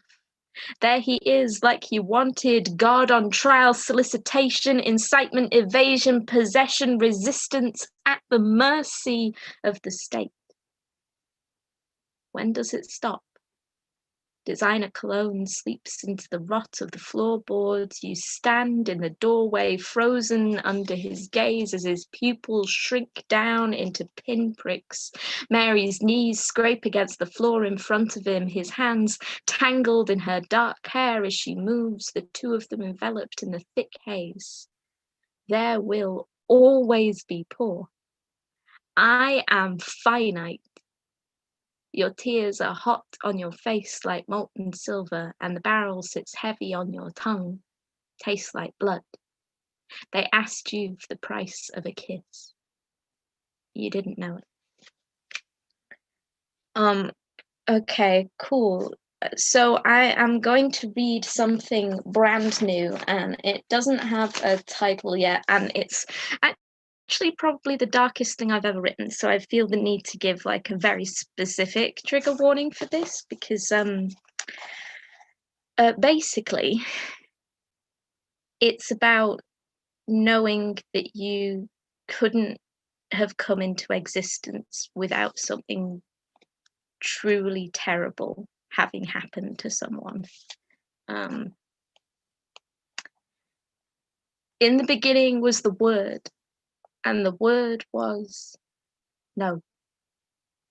And from it, life sang like iron through the guts, the cut and the thrust retched forth in the wet slap of bile against water. All the earth perched upon your cervix, how you trembled under its weight. We of infinite recursion, nesting dolls, ground at your insides, waiting for the break. Star gasped the blade that split the shell dripping yolk. You cannot make anything without grit. You polished your ache, and it shines, blinding, a body, a promise. And the nations cried, if you cannot keep it to yourself, we will keep it for you. Crowned the babe with paper, blank verse, severed. And the child wailed winter alone on the mountain top, my stone mother, a scream, a scarecrow, howled the hangman and his wife, and they came. Madonna, we call her now, a precious thing, and you, my grandmother of the road ahead, Our Lady of ringing bells, queen under the earth. I lower my voice to you. Whisper in the bloody dirt, hymn umbilical. Name me clock. and I will wind back his hands. Stop time. Unspeak. Yeah, that's really, really dark. Let's talk about a completely different grandparent now. I have more grandparents than most. So that my granddad lost his we lost my granny in January. She had a very good innings. She'd been ill for a long time, so like it wasn't terrible that she died, but it's kind of thinking on my grandfather's position now. It's like, what a year to be going it alone for the first time. And yeah, this is a poem about him. It's called Cosmonaut. From the front step, my grandfather watches the sky for something going up, while the old dog next door remembers his howl, thinks of Gagarin lighting the vast darkness a struck match, the cruelness of making him go alone, squints at the stars, waits until the dog quiets. Whatever he's looking for just gets further away. He turns to his empty house. Thank you. Cool. So I want to talk about, because for me, my mental health goes hand in hand with kind of the facts of my existence as like a queer person, and I want to read a poem about trying to talk to my mother about queerness, and for me the easiest way to do that was actually by talking about music, ironically.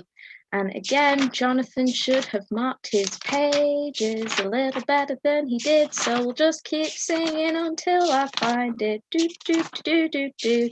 Didn't think you were getting the song as well, did you guys? It's a really great song. This is going on an embarrassingly long time because I don't remember where I've put it.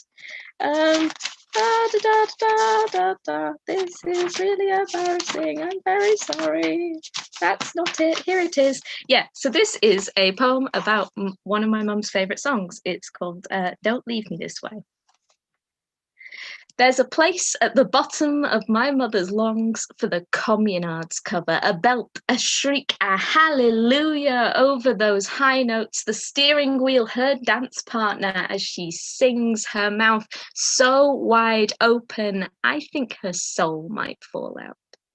When I tell her her taste in music is pretty gay, she thinks a moment, then says, I guess you're right.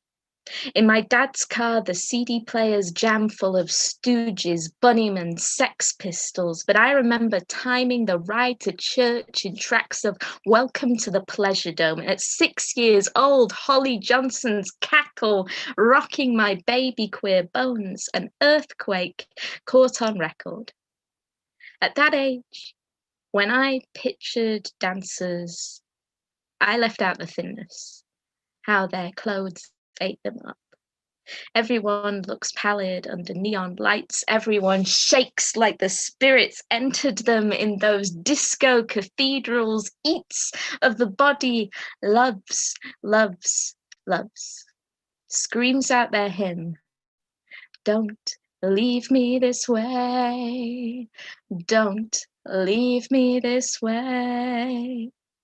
Don't leave me this way. All right, so I didn't really want to leave you with that one. I wanted to leave you with something hopeful. So this is a poem I wrote about my partner, who some of you will know. This is called August in Edinburgh, because my happy place is the Edinburgh Fringe, and eventually I will get to go again. It's been dry for days now, But summer in Scotland is the smell of wet leaves, and I have left you in the banshee to pluck my tipsy way through midnight streets. Love isn't here yet, but every barefoot juggler catches in your cadence, and the glow of the circus tent maps my path across this city drenched in song. The breeze says, come back, even as I spool the train tracks southward and wind the year for winter. I am listening to the wailing in my chest, every station busker and magician that points me back the way I came, to this place. And I am keeping August in my suitcase, like a promise, like a prayer. Thank you so much for having me, guys. I'm really excited for the rest of the night. Woo! No. Oh, fucking hell, Yeah. John. Oh, I never cry at poetry ever, but I teared up halfway through that. Oh my god, that was beautiful. Thank you so much. Also, was that last one about Bob? Yes. Oh, thank you so much for that. That was really brilliant. I'm saying that a lot tonight, but you're all brilliant. Anyway, next 10-minute break is right now. So have a cig, go to the toilet, stick around and chat again. We'll see if it's actually 10 minutes this time. Everyone go buy John's pamphlets as well. I already did. Good. Well, buy another one. I did too. Somebody lent me it, and I literally ordered it before I posted it back to them. Thank I'm you. not. Thank you so Honestly, much. Jonathan, I am not even joking. Yeah, my little sister did the cover for that. She's 18. She's gone off to Leeds Art to do illustration. So when she was actually 17 when she drew that. So yeah. Nice. I can't say too much, but keep your eyes peeled at the beginning half of next year for something, maybe, potentially. Ooh. Preview. Right. I have to put my notebooks away immediately before this entire shelf falls down. Because it's not really a shelf, it's the top of my bed. I'm going foraging in the kitchen. No, I'll be back.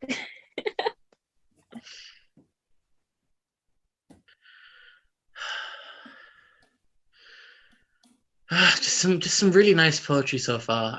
I really appreciate all you guys. Just had a message of one of my metas who is watching the stream, and she at my third poem. That's a bit gay. My third poem, my last poem. Fantastic. Oh, that's the great thing about coming out as a man when you're in a relationship. It's gay now. Yeah. Perks of being non-binary, and if everyone that gets with me is gay. Everyone. Great. I will claim them all one by one. Or 3 by 3, depending on how lucky I am that year. So, do you want something embarrassing? Always, Alex. During one of those poems, I had a swig on my protein shake. Didn't do the lid up properly. I'm wearing black jeans. It's a white shake. It's all down my legs. It looks like there is cum everywhere. Oh my God. Like, and it's in my mask. You know that's amazing. Nice excuse, Alex. See. Hang on. You're not wearing a Spider-Man mask, so you can't blame it on the webbing. Yeah, Alex, as Connor says, this is still broadcasting. We are still live. Actually. Yeah, of course it is. Yeah, we're not pausing the live stream. It says in the corner of the screen.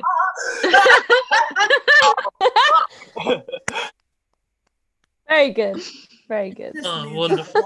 I just thrusted at my computer screen. Corroborate my story that I'm actually trying to fix the bookshelf up. Cool. I've got evidence. Oh, fuck.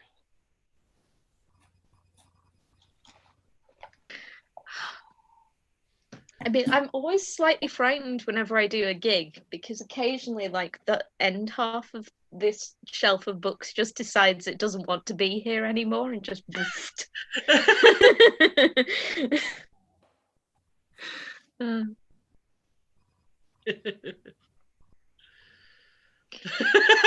Connor, for fuck's sake. Alex's OnlyFans, oh my god. I do have OnlyFans. I'm going to You need a do? link later. There's nothing on it, really. Oh, I thought that was a joke. You actually have an OnlyFans. Yeah, like my dick's not out or anything, so. That's the question, but okay. What do you mean? Point about it. Alex, why is it not out? Like, the temptation to do a mean joke is really strong in me. I mean, right ahead. Like, And my brain is just going, doesn't having an OnlyFans imply that you have fans? Oh, Oh, absolutely savage. I say to the man with top billing at this event. Chris Campbell, not. No, Alex did. when you were just like, yeah, I want to say something mean. I was like, here it goes. Here comes some sort of dick joke. No. So much worse. This is. I was not prepared for that. I was just like, oh, there's going to be another dick joke. Wasn't a dick joke. It wasn't a dick joke. Sorry, Alex. Don't worry. I'm your fan. But Yeah, I'm but not only fan, paying apparently. for the My service. only fan. I'm not You're just going to knock the S off the end. Yeah. Only fan. I am Alex's only fan. That's great. Yeah. I am wearing my own merch right now. So You have merch. People have merch. yeah, sort of. I mean, me and my mate Alex made a podcast called the Alex and Alex Podcast, and we intentionally produced the worst merch that you can imagine. Like, everything about it is bad. It doesn't sit right. It's not comfortable. It's overly expensive. We don't expect anyone to buy it at any point, but we get to say that we have merch. So, for example, one of those things that we have is we have a plain white T-shirt. It's £100. It's just a fruit. Has anyone actually bought that? Well, no, of course not. But Just checking in case there's any idiots on the internet. well, that's what we're hoping for. Just one. That's what I'm saying. Yeah. But yeah, Case? this Not yet. one Really? says Alex and Alex Podcast down the side and validate us on the top. It's the only good piece of merch that has ever been produced by us. That just looks like it says validate US, like as if like from the US or something. Do you know what I mean? Well, you know what? It's interesting that you say that. We've got a NASA T-shirt, and underneath it just says, what is it? National America, Space America, because Nice. Oh, it's a show. Let's fucking go. Not yet, Alex. Not yet. 5'2", you'll feel bad. Big premature, Alex. You're not on yet. Yeah. Save the show for your slot. Yeah. I mean, the small it's more like the pre-show. You can do whatever you want with your 15 minutes. Just wait till then. Mistake there, Tom. Mistake. Sorry. I mean, I all I have to say is, and I don't know, I presume some of you will have heard tale of broccoli nipples. No. Yeah. I now need to be informed, please. This is interesting. No. Worst thing that's ever happened at an open mic, as far as I can. I was not there, but I have heard it told many times. I haven't. Please tell me. You probably know better than me, Talia. Not really, because I haven't heard it for a long time, because I haven't seen any of that lot. But basically, an out We'll of try and tell control it open together. came on and had people cut bits of his shirt or something. Yeah, and then there was broccoli taped to his nipples. Yes, you do. Yes, and then if I'm correct, he wouldn't get off the stage when he was asked to, and it got awkward. This is at a poetry night. Yeah. Oh, it was in Durham, I believe. Yeah, Durham. Yeah, Durham. I feel so much better about the audience member we had on Zoom in the bath now. Thanks. Really helps. In the bar? Not muted. It was. Or just see like all the splashing. I was at a non-poetry event, but a meeting. I was not doing the Zoom hosting, and I was frantically looking for who it was so that we could mute them. And the person who was doing the Zoom hosting was reading an absolutely beautiful poem, which did have a watery theme, but not like that. It was just awful. I was at it wasn't a poetry thing, it was a different social thing, but a guy went for a piss on Discord, unmuted. We could still see him, but the camera was at yay high. But like we were like, are you? This Was was he the not last pissing? Zoom night I had. Hey. But we ended up, we had, so my friend's act was cat themed, but it was all pre-recorded. So we were watching it on her TV dressed like that. But then we had like a cat food bag that we'd washed out and put a packet of crisps in it. So we were sat like eating that throughout the whole thing. Also, beautiful. I thought of a pun as everyone was talking. Because I have an OnlyFans, I actually am a hoet, and that's how I want you to bill me from now. Oh my god. Poetry. Okay. I'm happy with that. That's something I am now. You know, I've got a pal called Heather who does have an actual legitimate OnlyFans and not just something that she made because she was bored. And she would have fucking loved that pun. There's 100% chance that she's not watching this stuff. I didn't. I feel like I have no right to the title Hoet in Chief, despite the fact that I have like a whole like subsection of my poetry is kinky poetry. I just didn't read any of it tonight. Well, you can be the Hoet laureate. This is nice. This is my favourite pun for at least the last 10 minutes. We're releasing an anthology. It's called Hoetry. Yeah, I have a I'd buy it. I can't read it, but I've got a really. Do you want to hear the good bit of that one poem about wanking? We're live. Yeah. I tried my hand at the Tinder game, but my Harry Potter chat-up lines made me fall at the first hurdle. Turns out telling a woman you'll leave her more moaning than myrtle doesn't make a vagina gurgle, just curdle. And that's probably the... Oh, Lord. That's arguably the best part of that entire poem. Oh, Lord. Right, okay, if everyone can, we are going to start again. I'll read that. If everyone can mute, especially Alex. Alex, mute your fucking self. John, your face was great when that happened. Right. Okay, everyone mute, please. Thank you. Welcome back to the third of the Sad Poets Doorstep Club. I'm going to do one more poem, and then we're going to move into the last section of performers for tonight.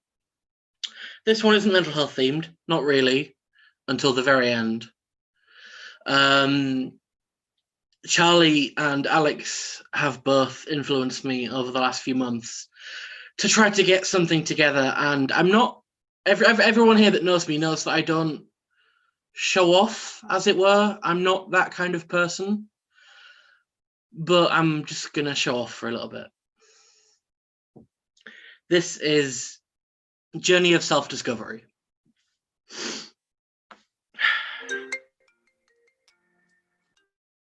Every one of you matters.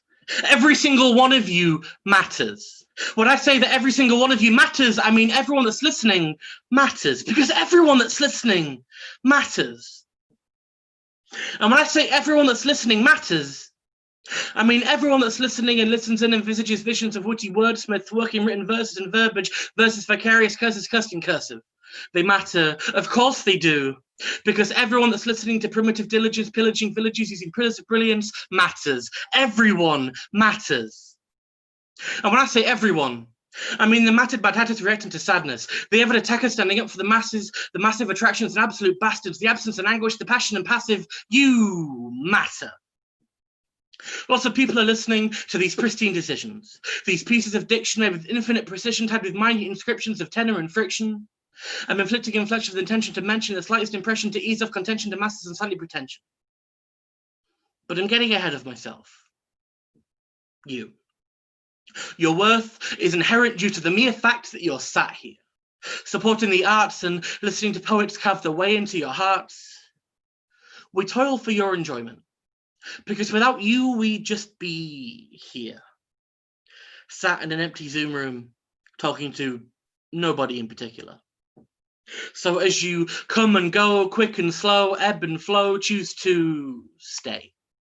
Help these poets turn page by page, leave through till they're on center stage. Let them engage you and stay true to take you and break you. This breakthrough of vain truths will make use of days lost in deluge to tell you that you matter. Every single one of you matters. And if you think you're exempt from this and that you don't, in fact, matter, you are wrong. You've never been more wrong about anything in your life. And it's not because everyone here matters, though they do. Because you matter. You do. You matter. Because every single one of you matters. Every single one of you matters. Every one of you matters. For your own reasons, on your own merits. You matter.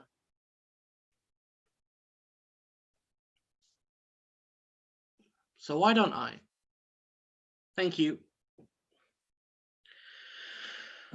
Oh, that's the first time I got through that without fucking it up somewhere. That was actually quite impressive. Let's fucking go. Thank you. Alex, you should be very proud of me for that one. I did not mess it up. Oh. Right, okay. Enough about me. Bethany is an old-fashioned romantic. But between her typewritten lost letters and hand-dried flowers, this punk princess is a fiercely passionate spoken word artist. Ready to show you a world deeper than your darkest thoughts, please welcome the one, the only, Bethany Rose. Thank you. I'm so sorry, my phone rang through my laptop through my speaker. I don't know what happened. So I'm going to do 3. I fell for you like October leaves, letting go of all I knew, and yet you turned me into packet pasta. Dehydrated tears and left at the back of the cupboard make a U-turn when you reach the battered bean tinned left for when there was nothing else, unless I was less than unnecessary. Thank you. This one is called Pandemic. It's sort of mental health themed, sort of pandemic themed, and there's no trigger warnings for it. There is a sickness in the air. A nation becomes a mass of despair, eyes and mask and distance. We must not touch. We breathe it in, it's on our skin, it will destroy until we give in. The myths and monsters in my mind are finding it hard to adjust. We must fight or flight or freeze, and the air is filled with hate and disease, and the plague is coming. The plague is coming to take us to a place of bright lights and darkened halls, and all we know does not exist. And so we stay inside.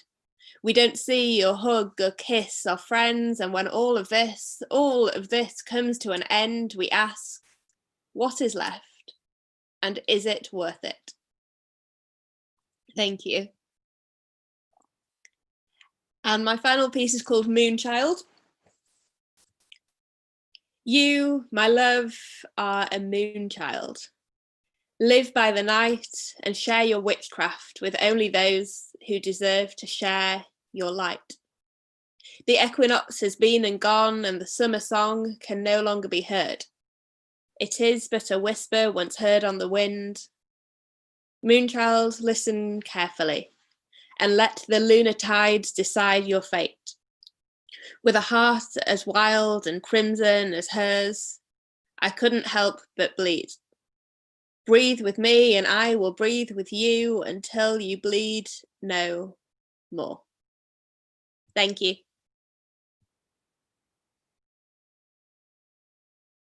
Woo! Round of applause for Good. Bethany, please. Oh, thank you, Beth. That was fantastic. It's great to have you back. Whew. Right. On to the next. Oz is an international award-winning poet and mediocre bass guitarist.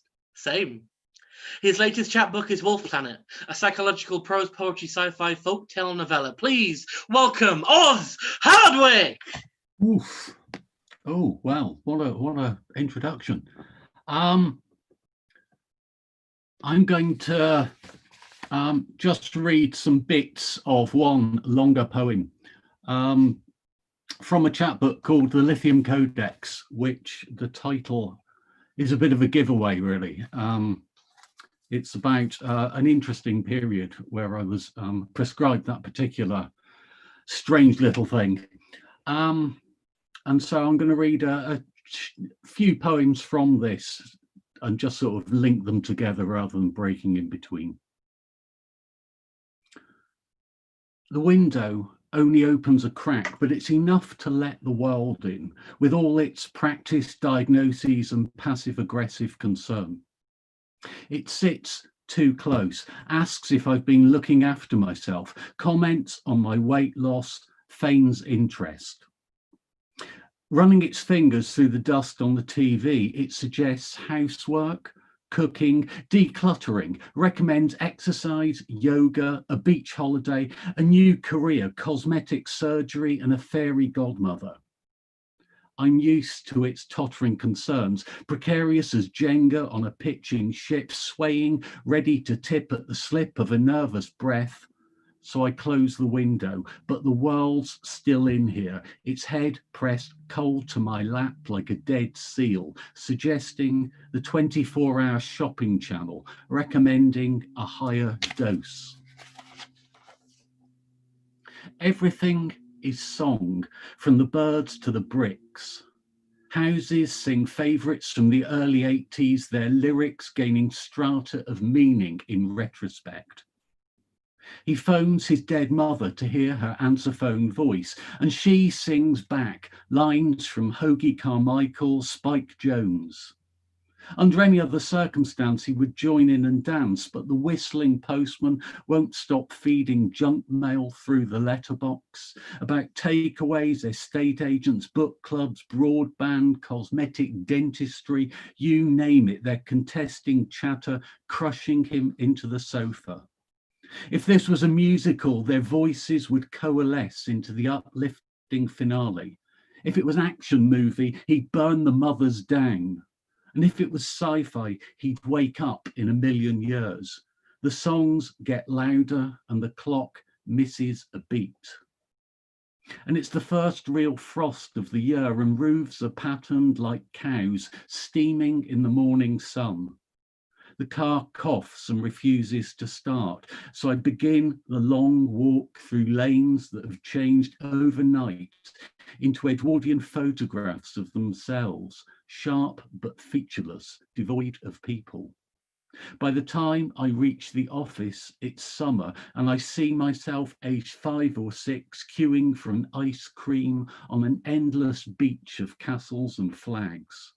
Mum waves from a deck chair, but Dad is busy digging a moat, while my sister, her legs a sunburnt blur, runs towards the distant sea. My hands are wrinkled but still cold and shake as I buy a coffee. The lift jams between floors, and all I can hear are seagulls and rising waves. A mattress on the floor, towers of unshelved books. The night slips through another crack in the floorboards, a Sinatra melody that lives in your head, though you've not heard it since you can't remember when. Empty bottles, dregs in glasses. The room's full of shapes that anyone else would find threatening, but your skin feels like your own for the first time in ages, and the dawn can't step over the threshold until you invite it in.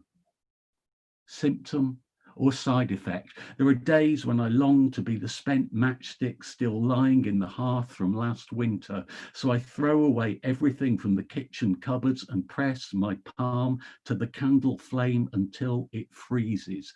Carve away my imagined flesh with nothing but water. Judge my bones wanting when they shuffle into the wardrobe mirror. Madness or medication. There are words I laugh at when I spit them out. Crazy, nutter, psycho, the same words I have tattooed on my back in invisible ink like a kick me notice on April Fool's Day. Sticks and stones and all that, but these words beat and burn. Kill or cure. The grate is empty of all but dust and voices. My body is empty of all but scars and words, and discarded blister packs are empty of all but inevitable futures. Then winter caught up with me between the theatre and the railway station, slipped its arm in mine like we were old friends, and picked up a conversation that belonged to neither of us.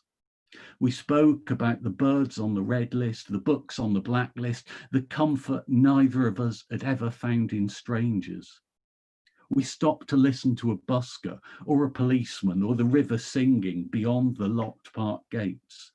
But when I dipped into my pocket for change, all I found were hailstones and clipped tickets for cloakrooms and provincial zoos. And finally, she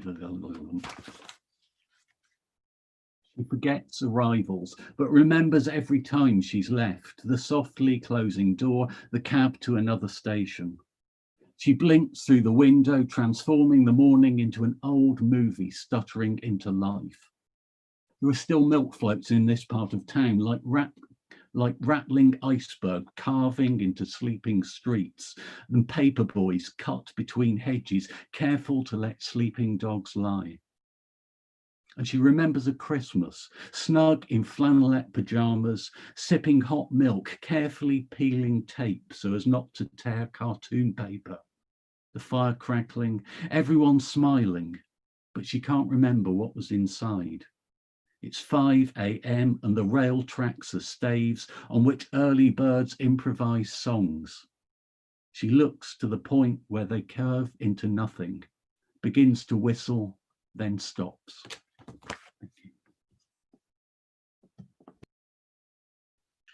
Round of applause, please. Woo! Yeah. Oh, Oz, that was fantastic. Thank you so much for coming. Oh, that was great. I'm having trouble finding compliments I haven't said like 1,000 times already, but oh, bloody brilliant. Before the next person, I'd just like to quickly shout out someone on the YouTube comments. Someone commented this about an hour ago. These poets don't seem too sad to me. Yeah, I hope we've proved you wrong on that one. And if not, oh well. Right. Sorry, I lost my page. Right, next up. Genevieve is a sun-dodging poet, foul-mouthed queer feminist and oldie rosé socialist. They are the founder and host of Halifax's Spoken Weird and its sister event Spoken Queered and Weird of Mouth.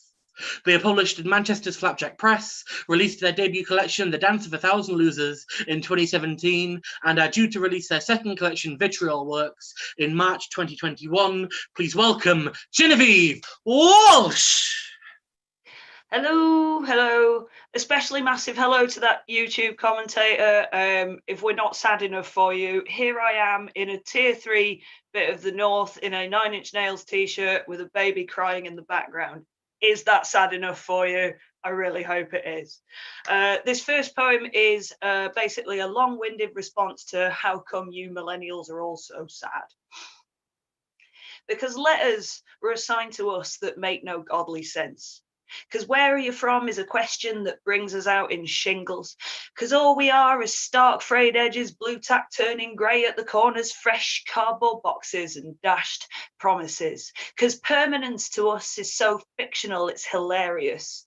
Because we're broken, meaningless chains of code. We are back-to-back obvious punchlines, instant noodles and tepid sex. We are eye-popping statistics that no one double checks. Because we're generation whatever next. Generation you couldn't make it up. We are no smoke without fire. We are misbegotten plans. We're the work of idle hands and the labour of the loveless, the fruitless trees that spring from the cracks now crushed by a spoons and a Starbucks. Because we're the parents of Express Yourself and the children of Don't Make a Fuss, the yellow stickered damaged goods shunted round from shelf to shelf, because our blessed screens, they taught us how to score and pull and push too hard, to down in one and tear in two and perpetuate a lie, how to selfishly live and selflessly die, but not how to cope with the numbness, and because we're bored and we're bloodless. And all this, cradle to the grave, is choreographed and witless.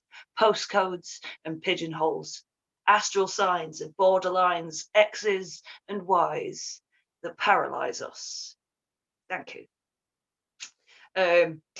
So this next one, trigger warning for depression and stuff. I normally only perform this one in January because it's about the month that sets off my PTSD. However, 2020 has basically been one long January, so fuck it, I'm going to do it now. This is called Fun. January's skirts remain motionless, while a force 10 gale takes the tiles clean off the roof. Her lips barely move as we sing my final rites to the tune of Merry Christmas, Everyone. And her knees don't bend or creak as she leans in for the final shun. I don't even work here, hun. I just come here on my lunch hour and do this for fun. January takes a twirl to show her mates how good she looks since she started the me-free diet. 10 years strong and one goth lighter. Her stale Bacardi jibes spill into my blood, my spit, my bile, and with every roller cola smile, the noose gets a little bit tighter. All sunlight now is open roadkill, all fresh air is mace. Love is a dog-eared postcard depicting a made-up place. A fleet of broken little ships to January's kingdom come, and the really, really fun bit is we used to be mates. Somewhere in the dark recesses of the internet, there's a stray bundle of pixels depicting us flipping off strangers in other people's kitchens, bitching and laughing our lives away, just me and January, middle fingers raised. I'm growing so suspicious that for all this time I've been throwing shapes at my own reflection. Tell me then, why curves in the road turn my stomach, why the stink of bleach and Lambrini sink through every pore when you gain pace, why all sunlight is open roadkill, all fresh air is mace, and love is a European craze that'll never now reach this place. Tell me, is this what fun looks like? Nonsensical repetitions of lyrics we just don't understand? Or is this just a joke to which the punchline has grown tired and old? And tell me, how does it feel when your heart grows cold?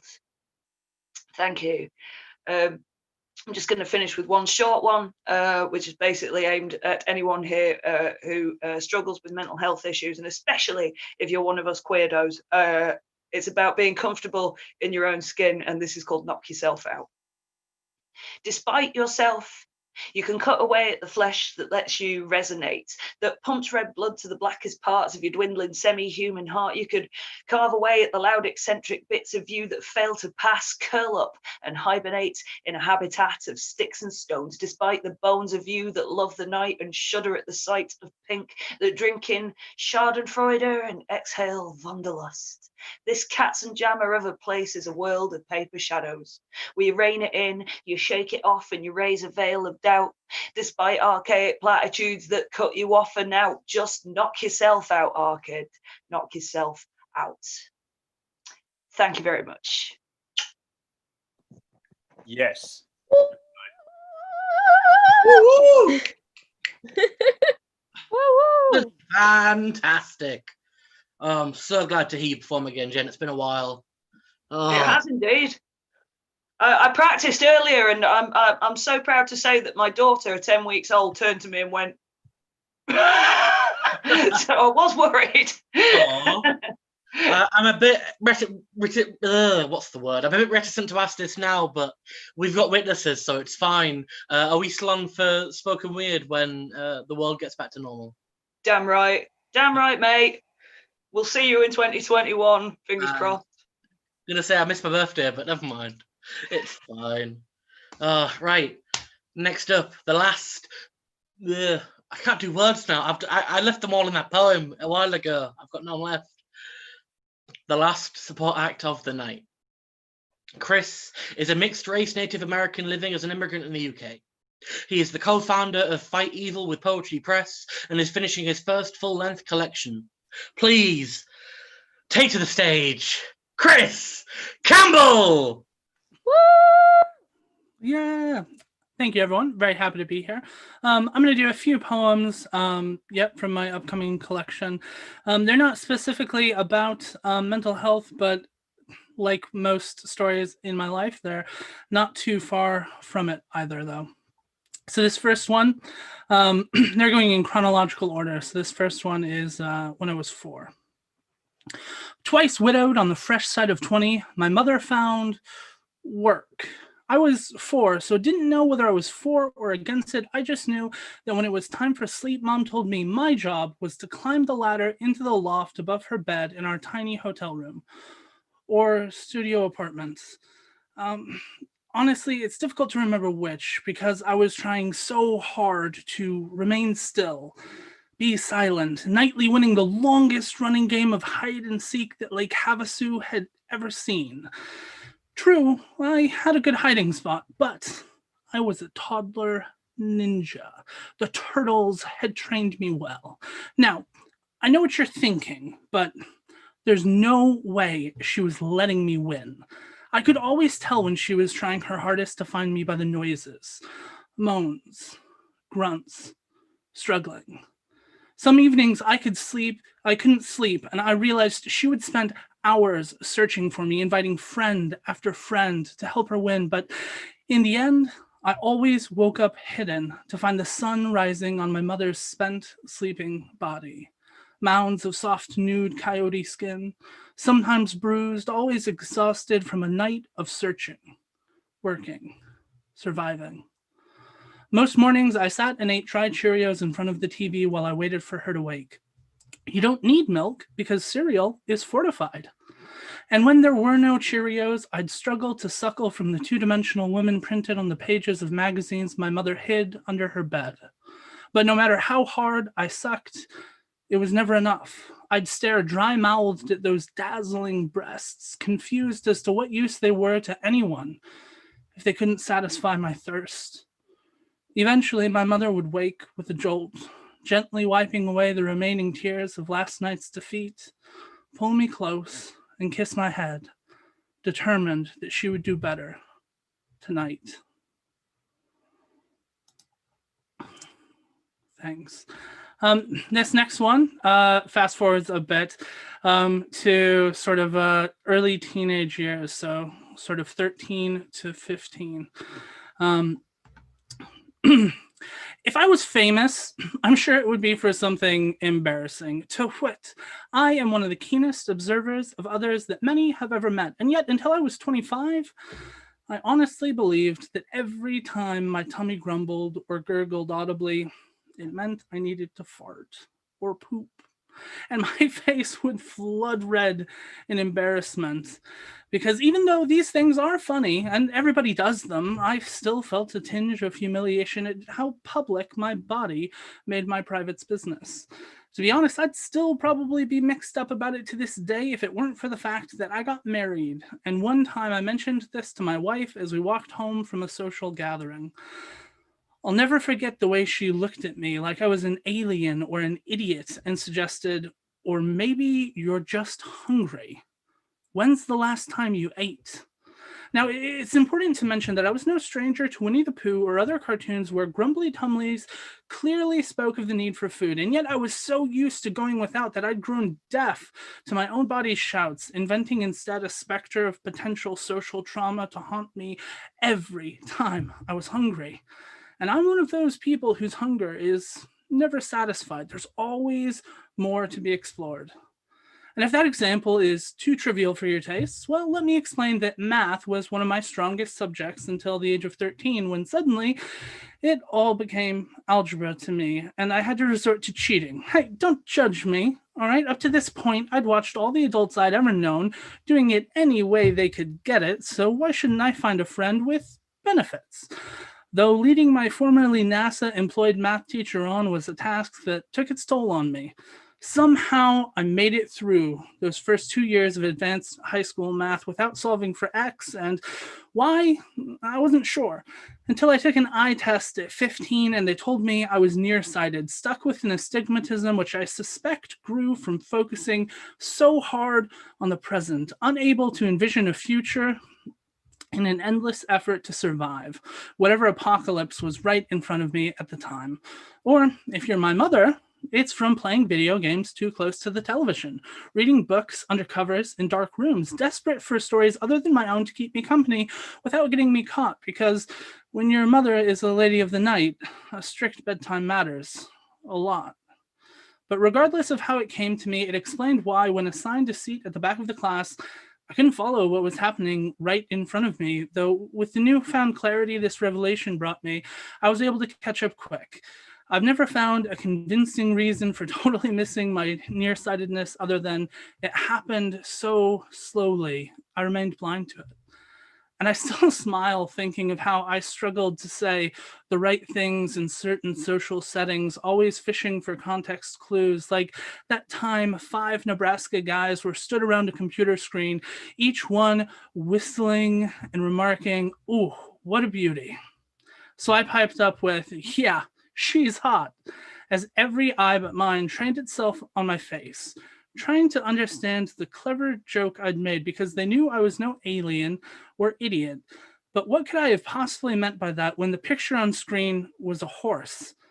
And once a stunned someone mentioned that to me, I was too ashamed to admit that I didn't know why I couldn't pick out that pony out from the blurred pixels lit before me. So I launched into a complicated and improvised diatribe that described the thinking behind my cleverness, and to wit, if they would simply seek to be keener observers of the world around them, like myself, they would have immediately seen the joke, rather than remaining blind and ignorant. This last one is super short. I think we all have imposter syndrome about a lot of things in our lives. And when you have children, especially when you come from not a very stable family, that's a real source of, I suppose, fear, because, eventually you're going to fail them. And this is, sort of on that subject. Fathers are frail gods for whom success is elusive at best, and when finally caught, forever fleeting. Yet failure is a specter always close behind, never in short supply, a feast of humble pies packed full of the bitterest of fruits, picked at the peak of their season, present themselves for eating, more than any man can get through in just one lifetime. But when I look down at my sons and daughter, snuggled in close, completely at home, resting among the imperfect branches of my body, I know, deep in my brittle bones, I will never stop trying. I'm Chris Campbell. That's been my time. Thank you. Have a good night. Chris!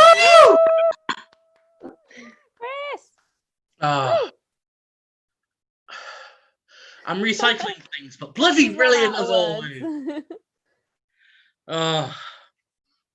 Before the last headliner, I'd just like to say a quick thank you to all the performers for coming and gracing me with your presence and your words. It's just been bloody brilliant. Again, I can't stop saying that.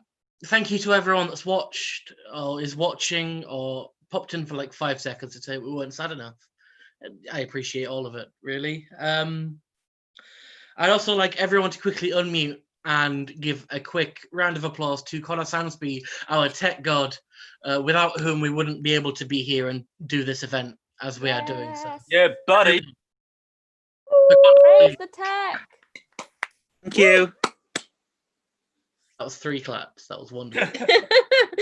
Right. No more.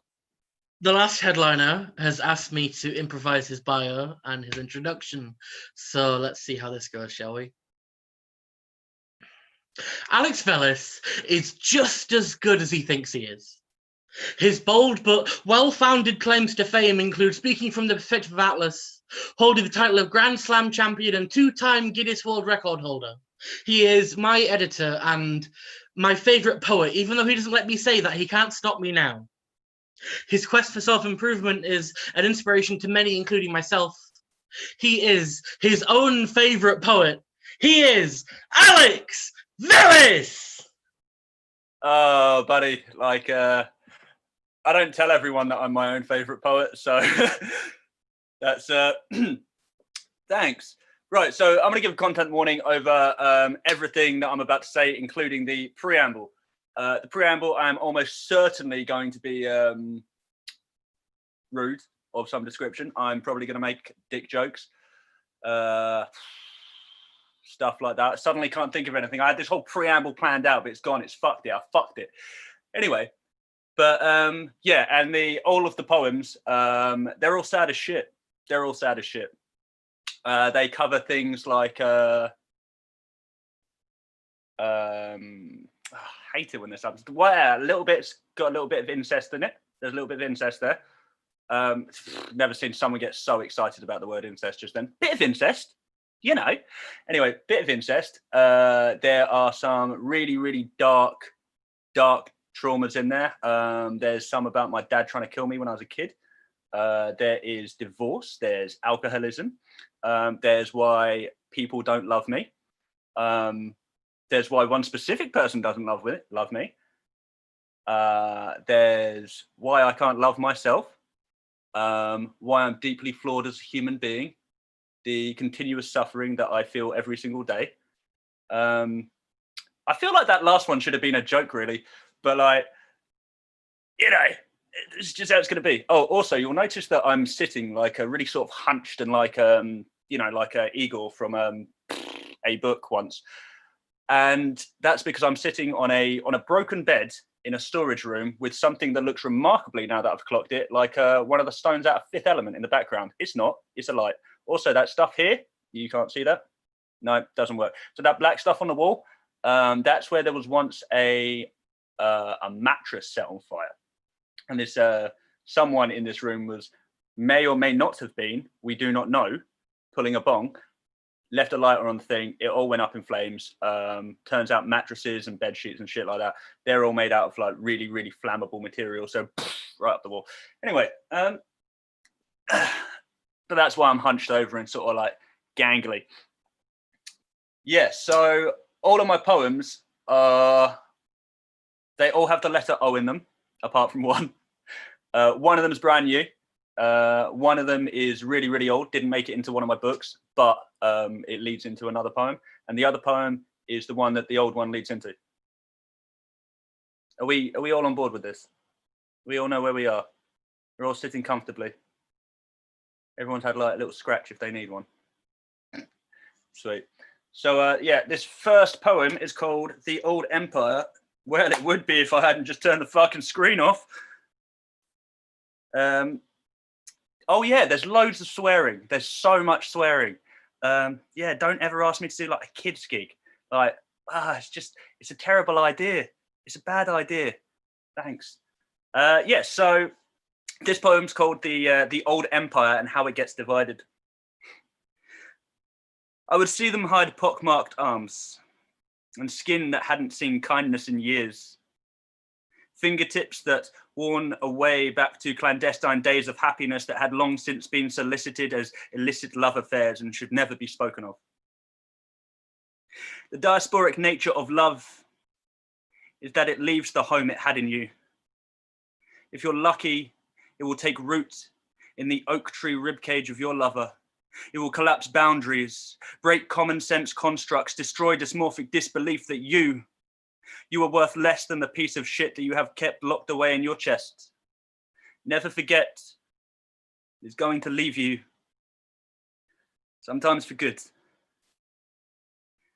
I would see the disillusion of marriage play across belt-bruised hands, just waiting to be healed enough to hold a pen again. Cracked teeth spat back at kitchen floors or smeared off of cupboards and bedroom doors, picked from windowsills as electric bills fall harder than the bad decisions that had put them there. They would wear a necklace of each other's teeth, figuratively. This is the antithesis of what love is. This is you're always at that damn bar fight. And in the hard times brought on by a hard life, quiet dark nights are a comfort. But these dark skies don't seem to be clearing. And those once perfect wedding rings are the death in dreams that seemingly act like life sentences. When did this all go so wrong? One day we came home, but home was gone. In its place stood vacuous vitriol, cantankerous, trivial and visceral, precancerous and unequivocal truth that he is not the man you married and she is not the woman you fell in love with. So why do you do this? This abusive and intrusive love affair. Don't say you do it for us. We want no part in the self-deprecation that is the two of you together. We want no part in the martyrdom that is staying together for the kids. We want no part in the bastard art that is your lies as they drip piss and liquid shit from the tips of your tongues to each other. You are made up of all the flaws of your parents, every downfall, every envy, every secret they have never told anyone. You are everything they hate about themselves, every aspect they wish they could change, every punch, every cunt, every waking up in hospital beds, every decision, ill or otherwise. From the second you are born, you are every evil, every plight, every act they wish they could take back, every wrongdoing, every time they cried themselves to sleep at night. You are all of this, but you are not them. And I am not them. And there is a good in me. But you have to make a choice. You just have to make the choice. What's it gonna be? Us or them? What do you want to be? Thanks. So that's arguably the nicest one that's going to be read this evening. So that's something to think about. And something to mull over for the next couple of minutes whilst I pretend I'm flicking through a page when realistically, this is a tablet. I don't even need to. I just got them all lined up already. But I always feel that it's really important to sort of like open, to really like sort of like bring the crowd back up. Because if you're going to say something sad and you're going to like be like, oh, my parents are awful, which I should probably clarify every time that I mention my parents in these poems, they're actually more reflections on myself because I hadn't started therapy when I wrote that. If I'd written that poem now, I'd be like, no, this is clearly about my parents. Like, this is obviously, I mean, did you not, there was clearly a marriage reference there. This is obviously about my parents, but I can't guarantee that because I hadn't started therapy yet. So who knows? Who knows? We don't know. We don't know. This next poem's called Old Empires. You'll notice the connection there.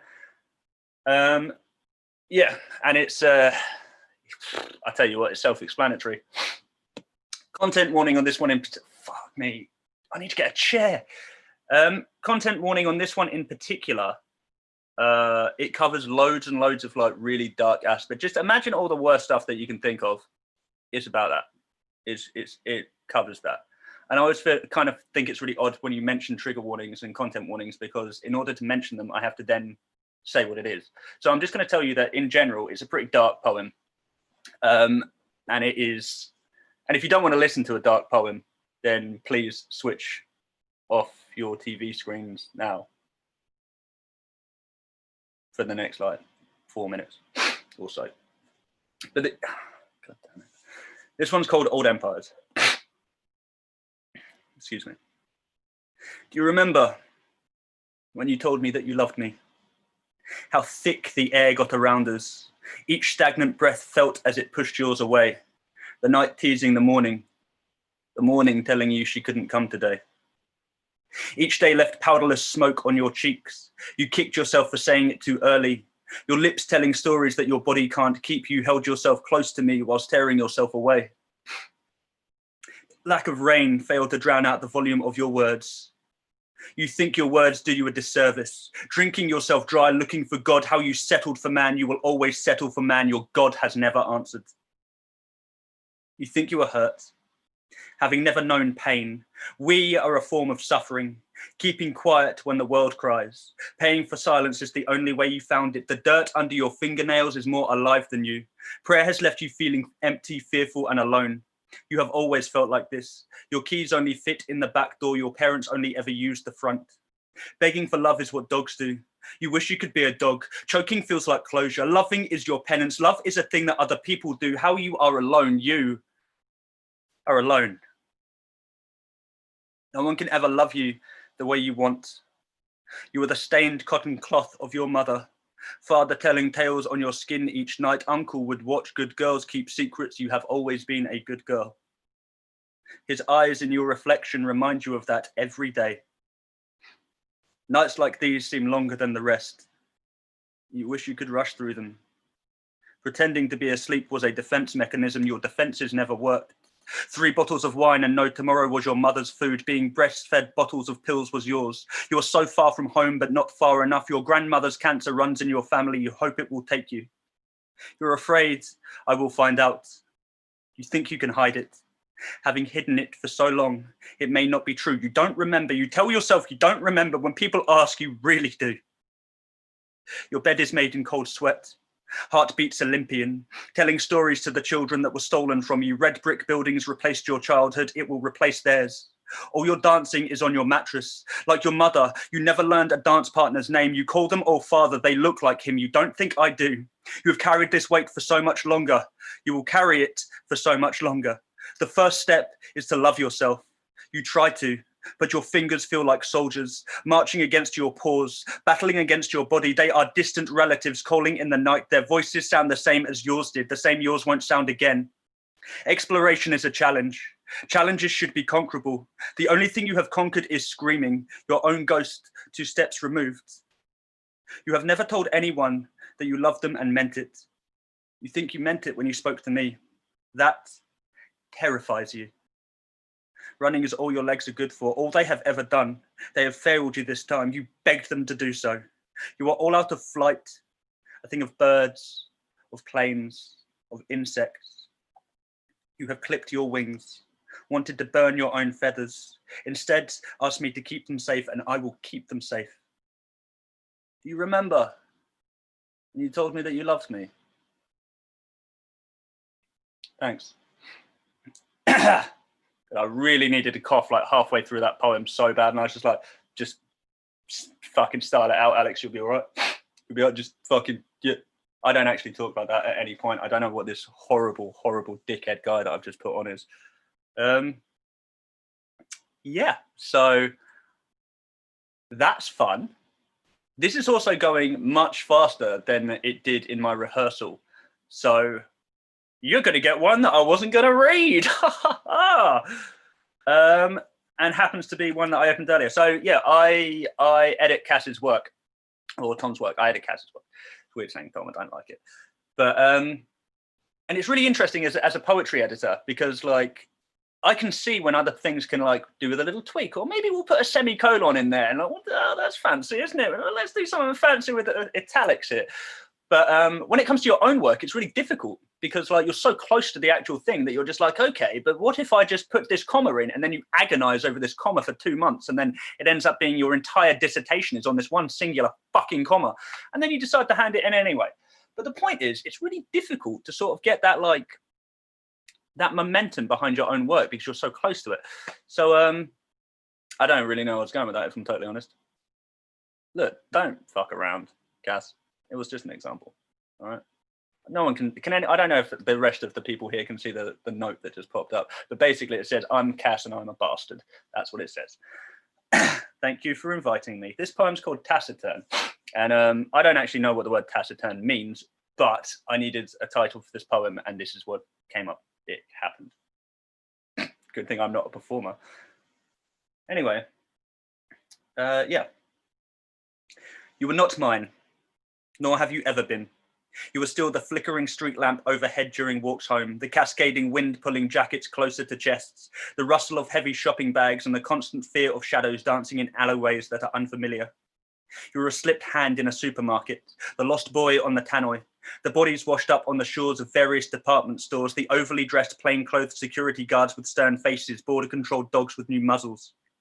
The swathing fabric of passers-by that weave oceans together in apoplectic drowning hand signals. You are a series of automated responses, a digesting of ominous cues that silence those that enter trudging feet across hallways of unity.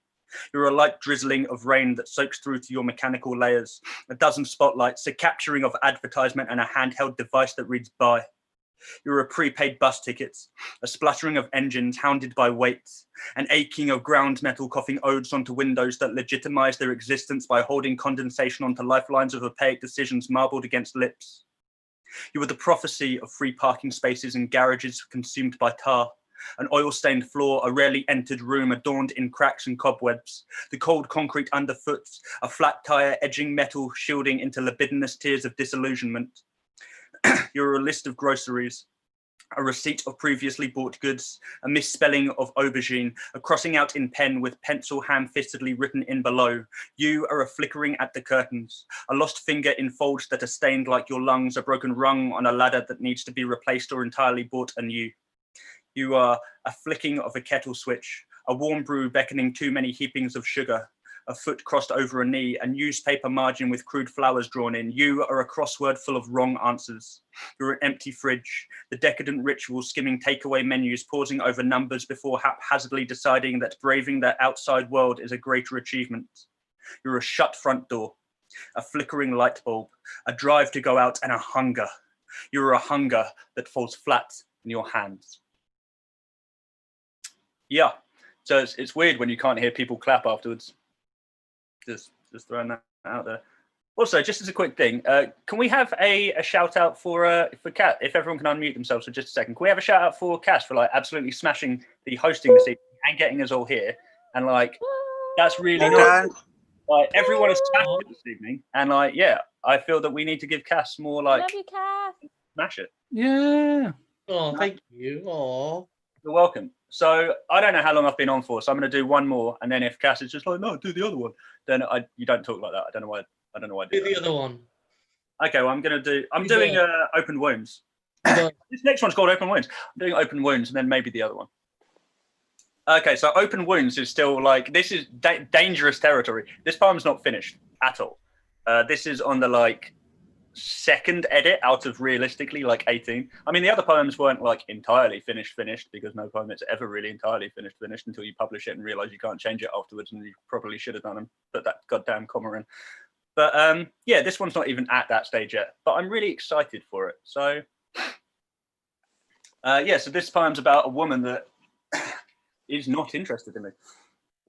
Or it could be a man. Let's throw them off the scent. It's called Open Wounds. Or Old Wounds even, not Open Wounds. I can't remember which one it's called. I've got it saved somewhere. Oh, it is called Open Wounds. This bodes well. I open these old wounds so I can still look at you. And even though I'm sick of you, it seems quicker to imagine what might have been than let the reality of whatever this is settle in. Right now, I feel like I am settling. Right now, I feel like the evidence is edited, like it is evident the lettering is pressuring the pen to go back and change what the message said. The message read something to do with hope, but the ink begged no, and so the pen did slow and holds words like a stutter, scolds words like a mother, eventually gives birth to a third paragraph. My whole world turns like an hourglass. I watch in silence as the hours pass, and though this may not be our last sour dance, I feel like I am already missing steps. Somehow we're just kissing friends that are just kissing friends.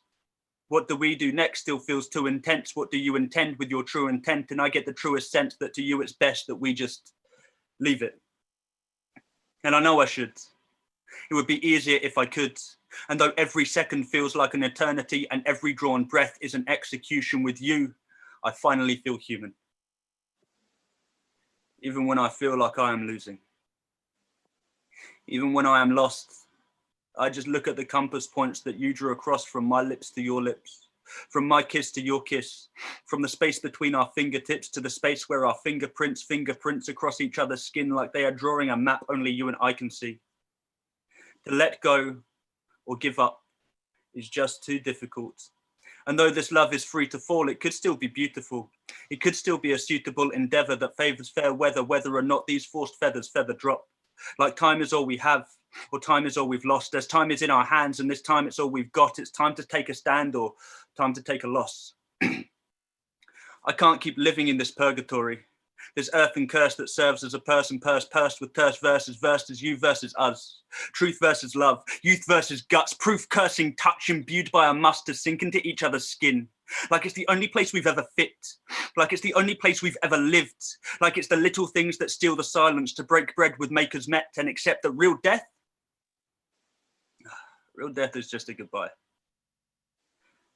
No, I'm not ready to do my time. To see you and admit I withdrew my line. And breathe through like this last gasp will carry the weight of everything that has been holding us back. And really, I know that weight is just your hands.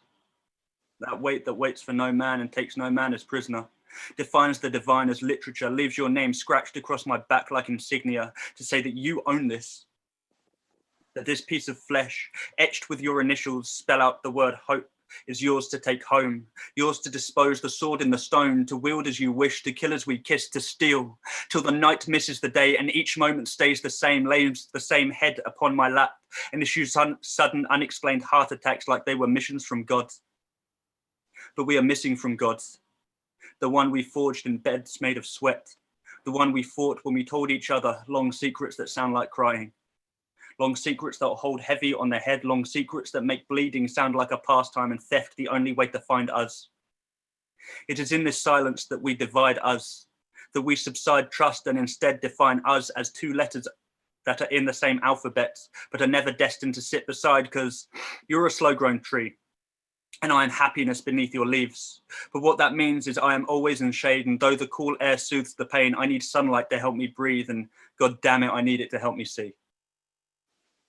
So yeah, that's still in edit, finish, work in progress mode. Should I do that last one? Absolutely. Atlas, nah, that doesn't work as fun. Fuck's sake, Alex. Yeah, I nearly got it. So yeah, this is my final poem for this evening. I really hope that you've enjoyed the entire show. Actually, like I've had a great time. This is the first gig I've done in like 8 months, in case you couldn't tell. Pretend I'm stretching and I'm not actually just dying. Oh yeah, so by the way, if you want to, capitalism, let's get ready for some capitalism. If you could follow me or like buy my shit from any of these places, that would be really, really good. So you can find me on, get ready for this list, Twitter, Instagram, Facebook, OnlyFans, Patreon, and TikTok. That's 6 different places that you can find me. Oh, and Whiskey and Beards Publishing, and probably Amazon if you type in Alex Vellis. But you can find me at all those places at Alex Vellis Poet. That's ALEXVELLISPOET. Yeah, and it'd be real cool if you could like just, I don't know, like that shit. Look, Connor's literally just sent my OnlyFans out in the group chat. That's amazing. By the way, my OnlyFans not actually pictures of my dick. Sorry there, ladies, gents, and anyone that is not conforming to those two things, whatever. But yeah, I don't get my dick out. It's just poems, and actually, realistically, it's just promises saying that I'm going to post a poem, and then I never actually do, and I just take the money because I'm a little bitch, and I love it. I love it so much. I'm just like, fucking love a bit of money. But this next final poem's called Atlas. Glad that's on the internet forever. Money. Yeah, this poem's called Atlas. It's about the first time you fall in love when you're like 17 years old. I can't believe I just said any of that fucking dumb shit. Oh my God.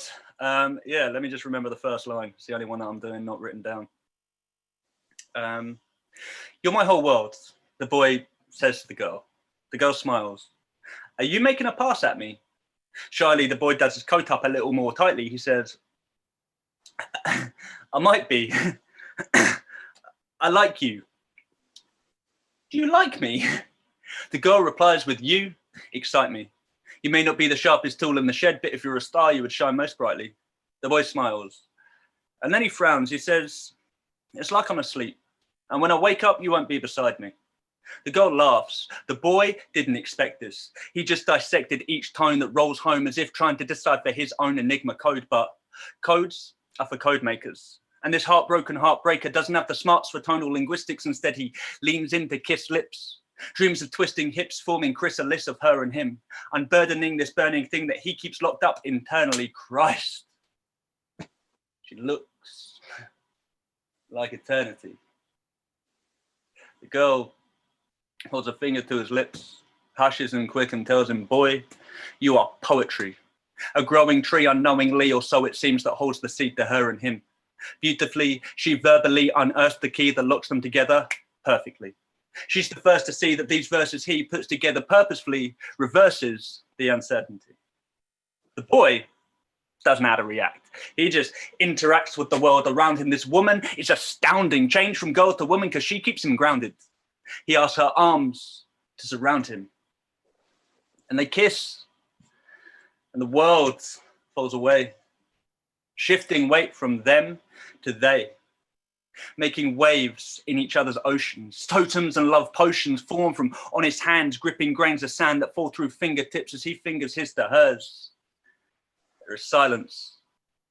And in that moment, millennia pass by them. And they know, you know? Ah, Christ. They know. A woman is the first to let go. Talks about going home, but walking slow, making movements like she's made of stone. The boy's happiness hung over bones, plucking stars like he'd grown his own. He puts his hands out, says, I want you to take these. She looks at him curiously and says, there ain't nothing there. He replies with, nah. Just me. Thank you. I've been Alex Vellis, and I will still be Alex Vellis tomorrow, I guess. Probably. I don't know. I might. Woo! Yeah, thanks so much. Massive round of applause for Alex, please. Massive round of applause for every performance that's been on tonight. Massive round of applause for Connor. Everyone just clap, please. Yay! And claps for Cass. More for Alex, though. That was just his turn, so more for Alex. Well, that has been the Sad Poets Doorstep Club. Thank you so much for tuning in. We'll be back at some point. I don't know. I don't really work on a fixed schedule, but we'll be back at some point and we'll do another one. We'll have another excellent lineup with excellent poets. Thank you so much for tuning in. Oh, smashed it. That was sick. I'm going to go. Yeah.